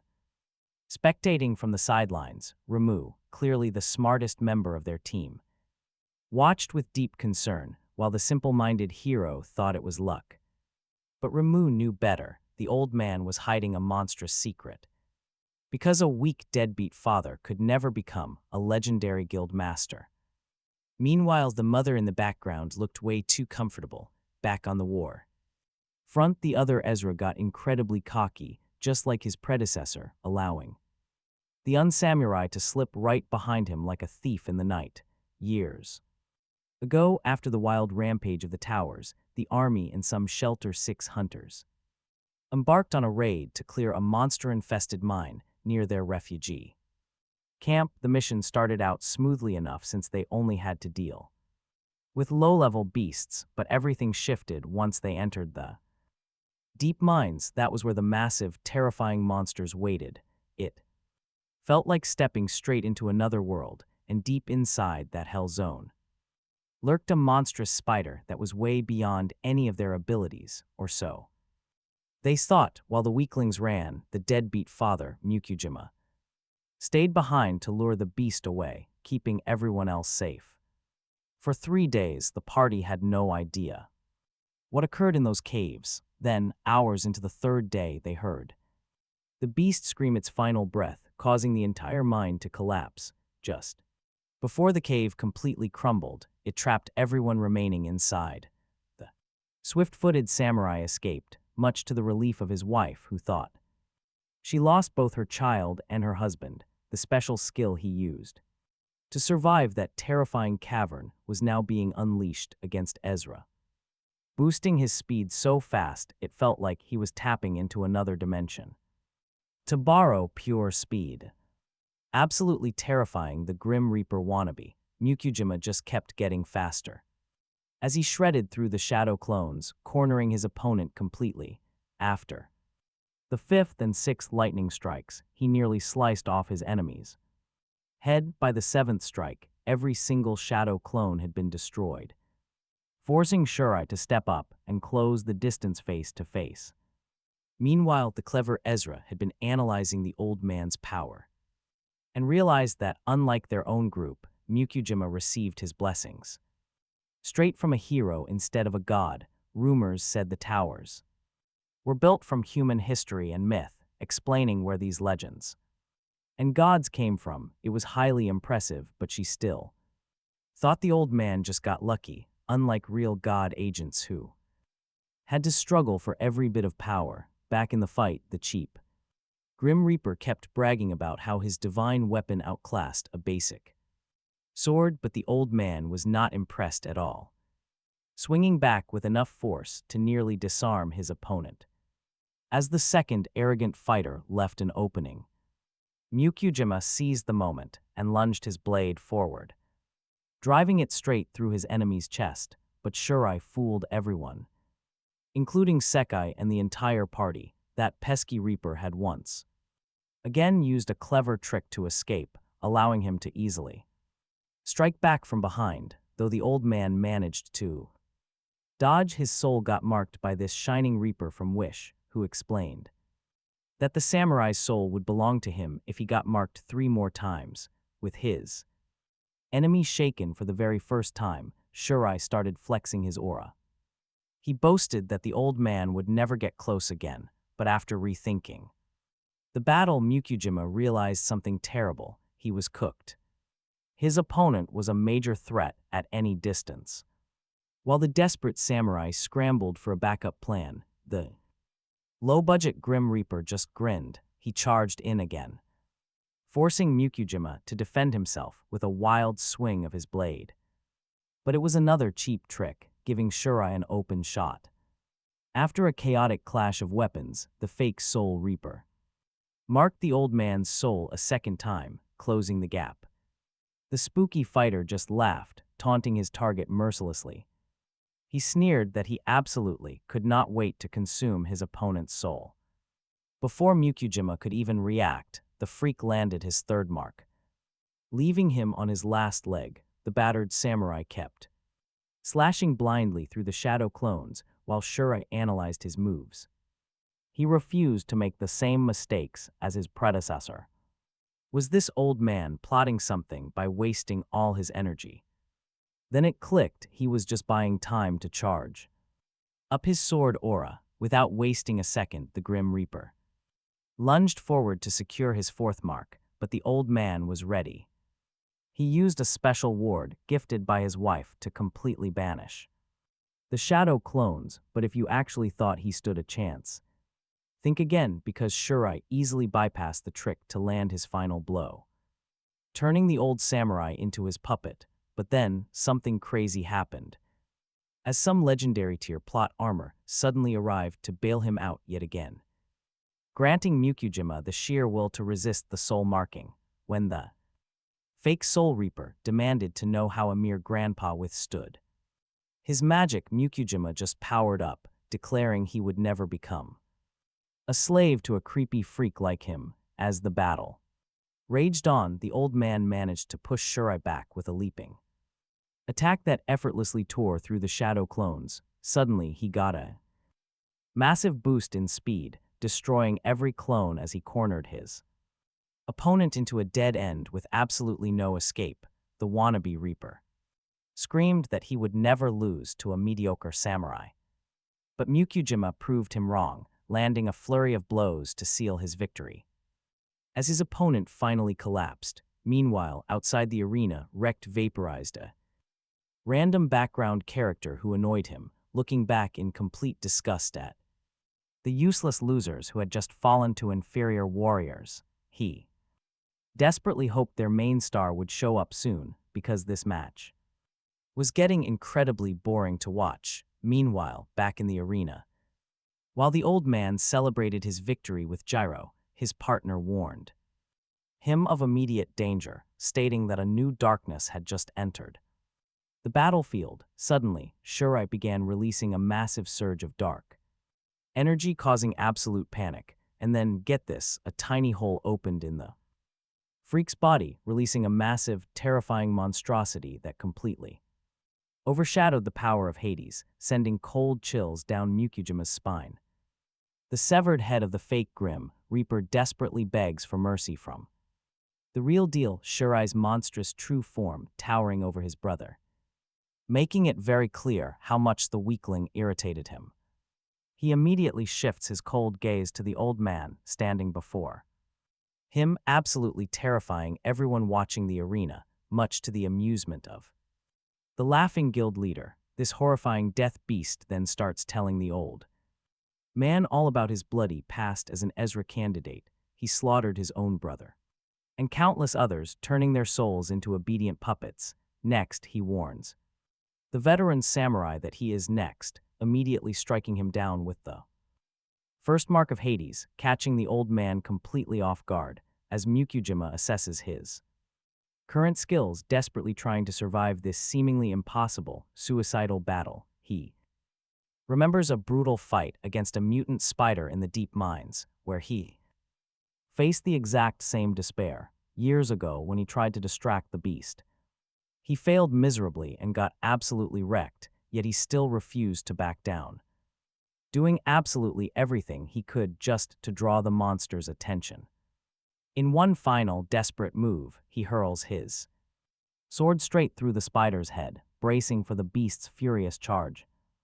Right at him, instantly, the terrifying monster catches up and slams him into a solid wall, instantly stopping Mukujima in his tracks as the defeated father prepares for death, glad he saved a few innocent lives at the cost of his own. A strange figure suddenly swoops in, grabbing him and yelling at him to keep fighting because his life was just spared. That was the day he met the legendary warlord, the great Karasu Tengu, the legendary crow warrior. In that exact moment, Mukujima realized that their world was no longer just infested, but had completely transformed into a deadly new ecosystem. Once they escape the spider and land in a safe zone, the legendary crow man introduces himself, explaining to the old warrior that he has been searching for a worthy successor to inherit his powerful ancient sword.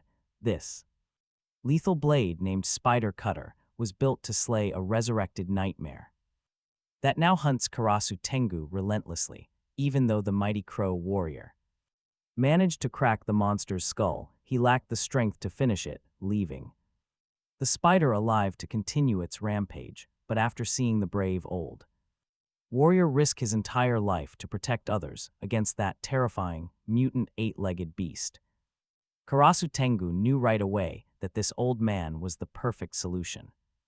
The crow warrior immediately proposed an alliance with the old warrior to slay the beast. Mukujima quickly accepted, kicking off an intense training regimen, where the veteran tried to master the legendary path of the heroic soul. Yet the old man had absolutely zero talent, completely failing to inherit the sword's true legacy. Even though Mukujima was a self-proclaimed failure, the crow mentor still deemed him fit to fight alongside him, as he already unlocked 3 of the legendary warlord's techniques. The very next day, they launched a brutal, high-stakes raid against the spider and somehow emerged victorious. With the beast dead, the crow warrior gifts the legendary Spider Cutter to Mukujima, extracting a solemn vow to one day pass the blade to a truly worthy master who can unlock its full, devastating potential. Back in the present, the old warrior ignites his power, carving through the shadow horde like a hot knife through butter, keeping himself fully convinced that he is indeed the man for this job. Facing a life-or-death situation, Mukujima unlocked his true limits and grasped the core of the sword, releasing an entirely new power that was bound to help him keep his old promise to Karasu Tengu. Suddenly, the old warrior pushed far past his limits, going completely wild. Onlookers doubted him, whispering that a talentless human could never hope to strike down a god. Yet the god himself was starting to panic, feeling deep down that he was genuinely terrified of that blade. He immediately ordered his shadow army to crush Mukujima, but our favorite deadbeat dad easily slashed through all those dark spirits, cutting them to pieces while they tried to swamp him with endless attacks. But the old warrior had enough. He activated God mode, releasing the true, devastating power of his blade, and firing a massive shockwave. It vaporized the entire shadow army completely. This stunned Shurai, who couldn't help but respect his stubborn grit. Desperate to end this duel, both fighters charged up their ultimate attacks, setting up a final clash that would decide the fate of their war. As they clashed, the giant skeleton started to push the old man back. Pouring on the pressure, suddenly a horrific screech rang out. Seriously, what on earth is that awful noise? Everyone was totally thrown off. The talking heap of bones couldn't stand the noise for another second. He slammed his hands over his ears, breaking his stance and ruining his attack. Mukujima smiled and explained that he knew his blade alone wasn't enough. So he had modified it with a very special, highly annoying feature. He literally blasted Taylor Swift songs to completely wreck his enemy's ears. It worked perfectly. With his enemy in pain, the samurai charged, ready to destroy him once and for all. But wait. There was a catch. The paralysis effect only lasted for 10 short seconds, giving him a tiny window to put Shurai down for good.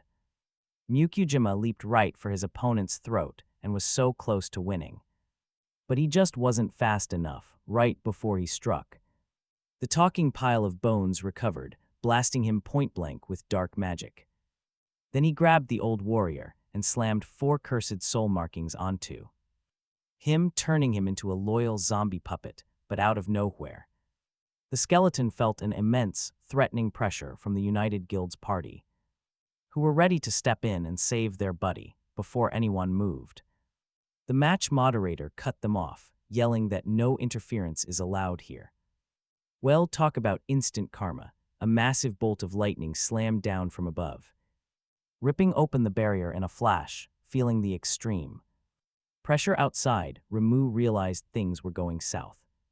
But before she could act, another massive lightning bolt blasted right through her low-budget domain expansion, completely smashing the barrier and stopping her spell. Terrified, she screamed, asking why their leader's divine weapon was wrecking the arena. Hiro just pointed toward the rampaging, white-haired maniac on the field who had somehow hijacked their boss's legendary weapon. Seeing the barrier crack open, Yui quickly cast a protective shield around her husband, giving Sora his chance to thrust the divine spear straight through Shurai's hideous face. He took a massive hit, but the talking skeleton mocked his opponent, claiming he was far too late because his father was already a mindless puppet.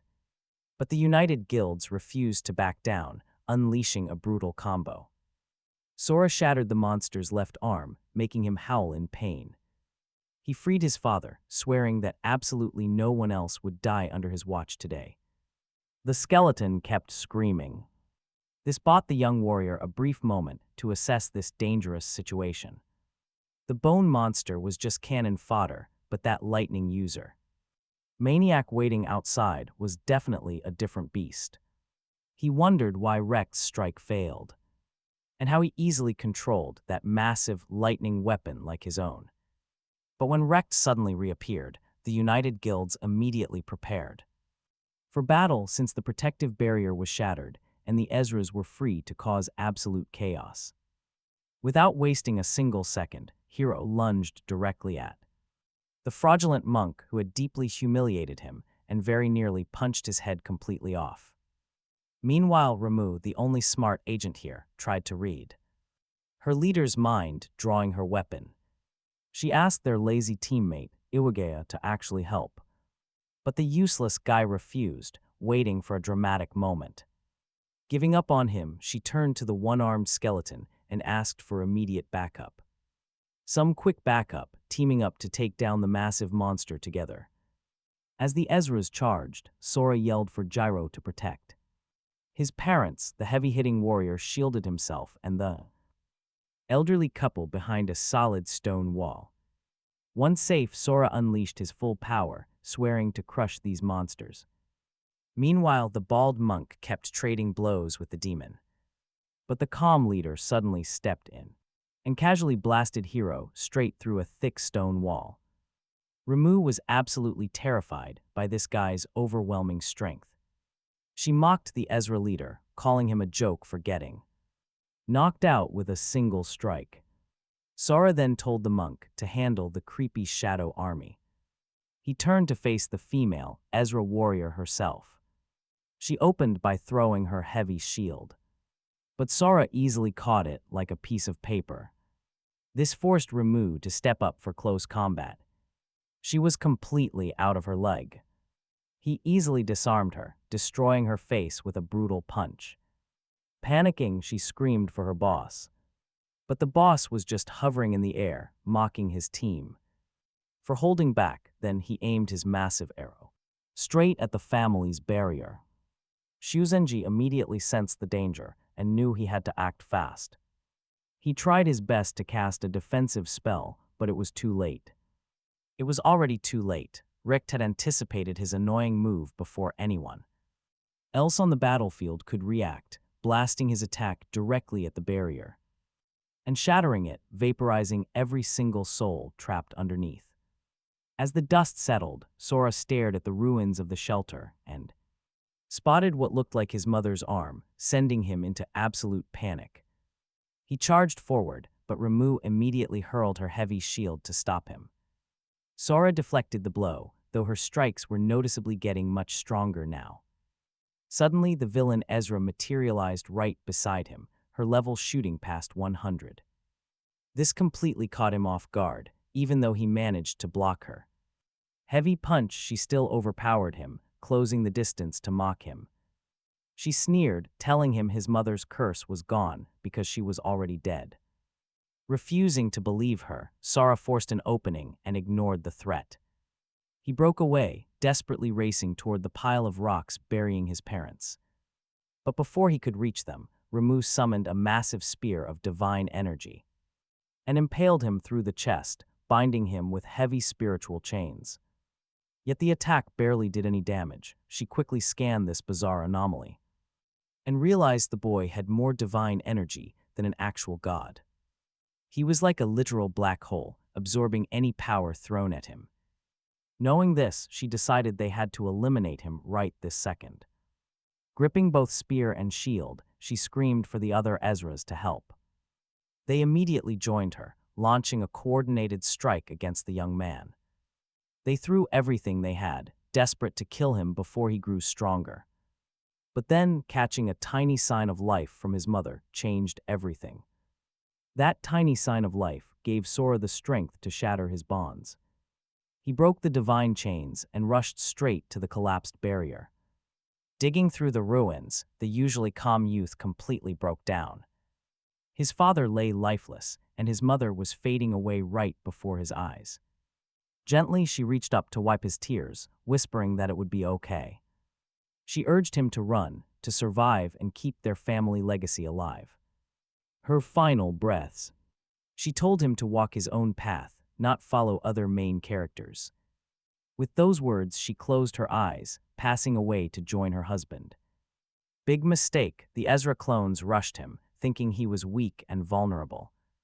They faced the absolute wrath of a son who had completely gone berserk. Sora snapped Iwagea's weapon in half and sent the man flying backwards. Next, he targeted Ramu, who mistakenly thought flying would keep her safe. Sora shattered her shield with a single punch, ready to tear them apart. Watching him rip through her defenses like paper, she panicked. Ramu screamed a warning to the others not to use their divine magic. Before she could even move, he slammed her straight into the dirt. Iwagea thought he was safe. He was dead wrong. Sora locked eyes with him and charged forward like a missile. While he was distracted, the skeletal fighter crept toward the dead mother, trying to turn her corpse into his puppet, but someone instantly intervened. The rogue monk blocked him, shouting that he would never allow this. But that talking heap of bones shut him down real quick, crushing him like a helpless bug. Sora saw his ally in trouble and ignored the coward, rushing to rescue Shurya and taking over for Iwagea. Creepy Ezra fired a blast of death flames right at the freak of nature. It did absolutely nothing, proving he could easily absorb divine energy. Yet the brainless skeleton kept blasting away with divine power anyway, targeting our hero and basically feeding him the exact energy he needed. To mop the floor with them, only the evil Ezra actually had any real brains. She quickly realized exactly what was happening here. She switched to close-range combat, their only real chance at victory, as her target was busy dealing with that giant bone monster.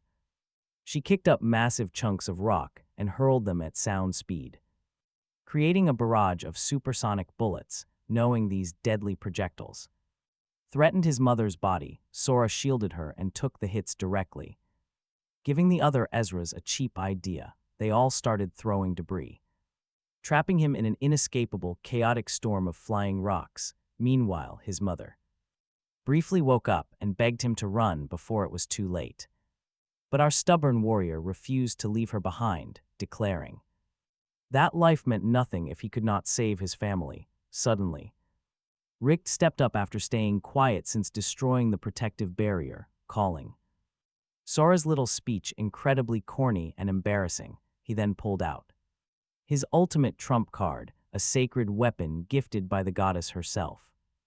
To end Sora. It did not matter if he could absorb divine power. Rick converted it into an arrow wrapped in Zeus's own lightning, making it entirely unblockable. This single shot was designed to pierce Sora and sever his very destiny. Sensing the massive power the enemy boss had gathered, Shuzenji shouted for the young warrior to run, but the cowardly Ezra suddenly appeared right behind him, threatening to slice his head off if he took a single step. Meanwhile, Sora saw the overwhelming energy building and realized he had no escape. In that desperate moment, his mother stirred again and pressed a small lucky charm into his hand, promising it would protect him. With her final breath at the end of this grueling, brutal clash, she whispered her love just as Rick let loose the ultimate strike, completely vaporizing the entire battlefield below, seeing his mission finished. Zeus accepted the sacrifice, signaling the demise of our hero. Landing back down, Rick met up with Ramu, who asked for confirmation that the dangerous target was taken care of once and for all. The cold boss nodded, warning her they had far bigger problems to handle now since their massive stunt had officially made them public enemies to the military. Far away, the broken body of the defeated warrior crashed into a lake, as a dark, mysterious figure watched silently from the shore. Hours later, Sora woke up to find himself being dragged like a lifeless rag doll. As his hazy mind started to piece things together, he wondered. Staring at the grave, he remembered how terribly he had failed to protect his parents in that brutal clash against the Ezra party. Then, his savior laughed at his tears, prompting him to stand and confront the mysterious stranger. He demanded answers, but the scarred blonde man refused to say a single word. Instead, he spat out cold insults, calling the boy a worthless little weakling. Shrugging off the harsh words, he grabbed Sora and tried to drag him along. The boy resisted, his face burning with hot anger, but the stranger did not budge. In desperation, Sora threw a punch. It was a pathetic, wild swing. The blonde swatted the fist away easily, pinning the weak boy to the dirt. He warned he could kill him as easily as he saved him. Sora nursed his wounds. The stranger explained that the boy had completely lost his link to the divine. Without that power, he was no different from a common farmer tending a field. But here is the thing, they were heading to meet someone who could help. This contact could teach the boy to reclaim his lost strength and master it. When asked if he was ready, the broken youth gave a quiet, reluctant nod. The mysterious stranger smirked, warning Sora that they were not friends. He was only in it for himself, but before they could leave, someone stepped out. A familiar bald monk blocked their path, refusing to let his old friend's son go. He refused to let the boy travel with a stranger. Seeing the fake monk made Sora smile. The old fraud apologized, weeping over his failure to save the kid's family. They were wiped out because he was too weak, but he managed to survive. He credits his lucky escape to the protective Dharma energy shielding his body. Now he swore to keep his sacred promise to Sora's deceased parents. Glaring at the scarred stranger, he warned him not to play any dirty games. The monk suspected the blonde wanted to steal Sora's legendary, divine energy. After a tense standoff, the two men agreed to let the boy decide. Sora made his choice. He would follow the mysterious Scarface. It was the only way to reclaim his power and avenge his family. He wanted payback against the monsters who slaughtered them, but he needed strength. He had nothing left. This path was his only lead. Hearing his fierce resolve, the bald monk sighed. He reached into his robes and handed over the legendary spider cutter blade. His father had left it behind. Touching the cold steel, Sora felt something warm. The lingering essence of his parents hummed within the metal. Shuzenji smiled. He explained its unique connection. Soon, the three of them set off together. They followed the impatient blonde, embarking on a quest to restore Sora's lost divinity. Deep inside a dark, ancient cavern, a withered figure slowly stirred. He was waiting, under the earth. Shuzenji gazed around the damp stone tunnels. The monk kept loudly admiring the view, annoying the quiet blonde Scarface. He demanded to know why this useless fraud had tagged along. When the monk claimed he was there to protect the boy, the blonde scoffed. He warned them that the master ahead could crush them both in an instant. How would a fake priest protect the kid then? The monk offered no real answer. He babbled some absolute nonsense, leaving the others utterly disappointed. He claimed Yoi had foretold everything would work out just fine. Left him completely shattered, forever curing him of any faith in prophecies. Once the bald monk finished yapping, the blonde guide sighed and gestured to follow quietly, warning them that they were about to step before a literal god. As they walked, Sora kept wondering why his parents had to die in such a painfully ordinary way, staring down at their last keepsake with hollow, heavy eyes, when Shuzenji questioned why a supposed divine being was living in such a pretty sketchy place. The blonde guide promised that those doubts would vanish the very instant they finally set eyes on him. Still, Sora pressed on, asking what kind of god they were dealing with, but the guide stayed silent, claiming it was deeply disrespectful to just throw around the name of a being that powerful. Soon, they reached a massive stone door sealing their path. The blonde guide quickly began performing the ritual to unseal the entrance, telling the fake monk to wait outside in the dirt until summoned, while Sora was urged to step right on through as the chosen guest. Stepping past the threshold, the kid steeled himself, fully expecting the absolute worst, fully aware this divine entity probably just wanted to exploit him. But once he actually crossed into the cavern, he quickly realized things were very different. As waves of heavy, pure divine pressure washed over him, feeling the deep resonance of the god of fire and mischief mentioned back at the stone gates, the boy knew he was standing before none other than Loki, the Norse god, sitting tall and imposing in the shadows, glaring down. The ancient, withered figure on the massive throne asked why the boy remained so calm, totally lacking the terror of ordinary mortals. Before Sora could even speak, the god sneered, asking if he was desperate to avenge his dead family.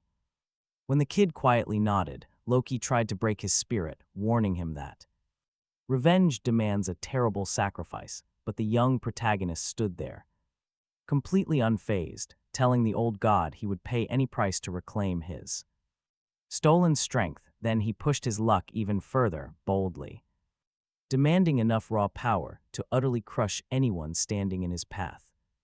Insulted by the kid's sheer audacity, the god snatched him up in a massive grip and threatened to crush him for showing zero respect to a divine being, even though Sora was secretly terrified of the towering, grotesque monster towering over him.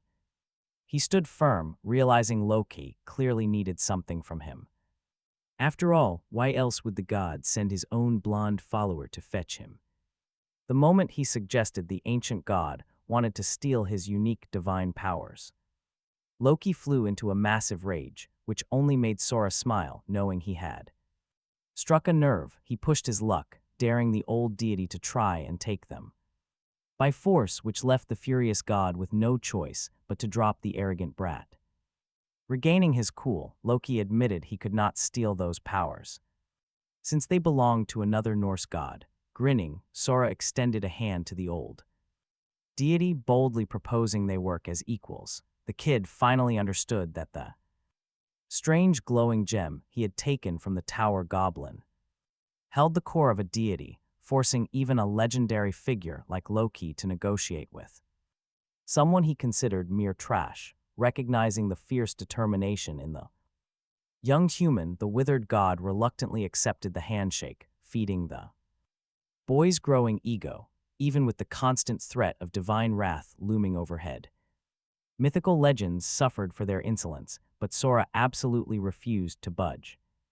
He spoke directly to the mighty gods as a total equal. Their strange banter finished, the trickster turned his focus to the boy. His fading physical form was on its last legs, prompting Sora's suspicion. Sora demanded to know his scheme. Loki just told him to return.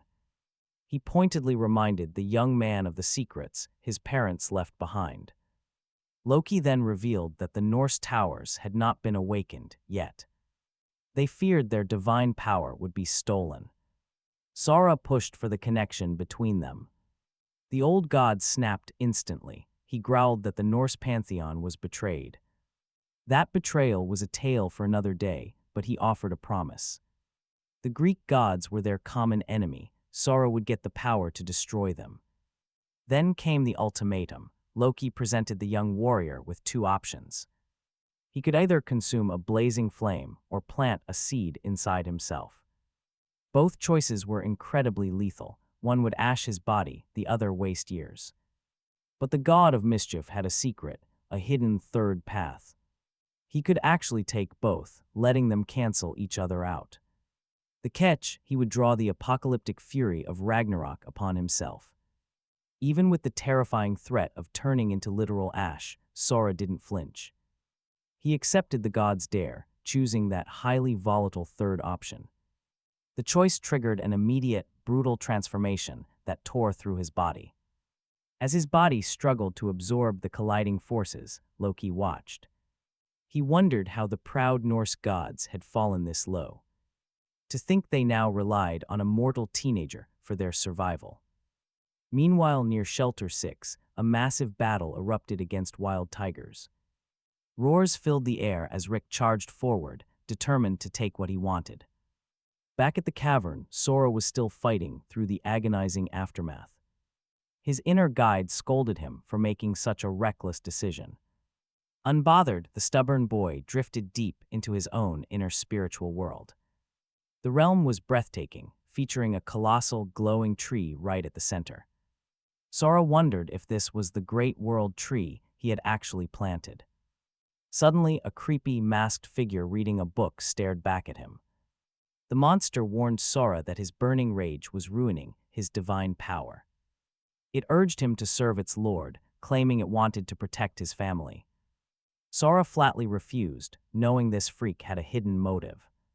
The swamp creature insisted it was a mutually beneficial arrangement. All he needed to do was accept the creature as his spiritual overseer. Suddenly, a flaming red axe materialized and chopped the weirdo's head off. Brutal. The attacker warned Sora that the monster just wanted to enslave him. The creepy mask quickly regrew its face and confronted the fiery woman. It claimed she was completely unfit, warning she would only burn everything. As the two spirits hurled vicious insults, Sora watched the show. They argued endlessly until they finally demanded that he choose one. Sora quietly watched the others until they finally forced him to choose. Of them, before choosing, a creepy mask appeared. It handed over a slip of paper containing a secret, the key to becoming an Esra. Suddenly, he saw the Overseer was actually the hidden force controlling everything. They governed the actual choices. Of the warrior, total control. No wonder the Flame Princess and Swamp Beast were fighting like desperate kids. When they finally demanded an answer, they wanted his choice. He just laughed. He told them straight they had it completely wrong, thinking their pathetic opinions ever mattered. Then he transformed, growing into a massive giant.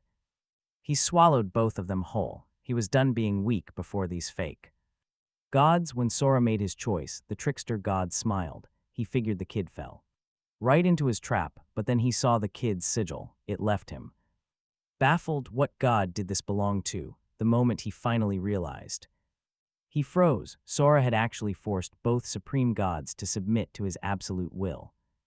Meanwhile, chaos erupted. The army clashed hard against the wild, uncontrollable guild, but both factions suddenly noticed something. Someone had already entered ahead of them. Inside the tower, as they rushed toward the massive structure, the entire story shifted. A legendary new power was about to be born. Get ready for this.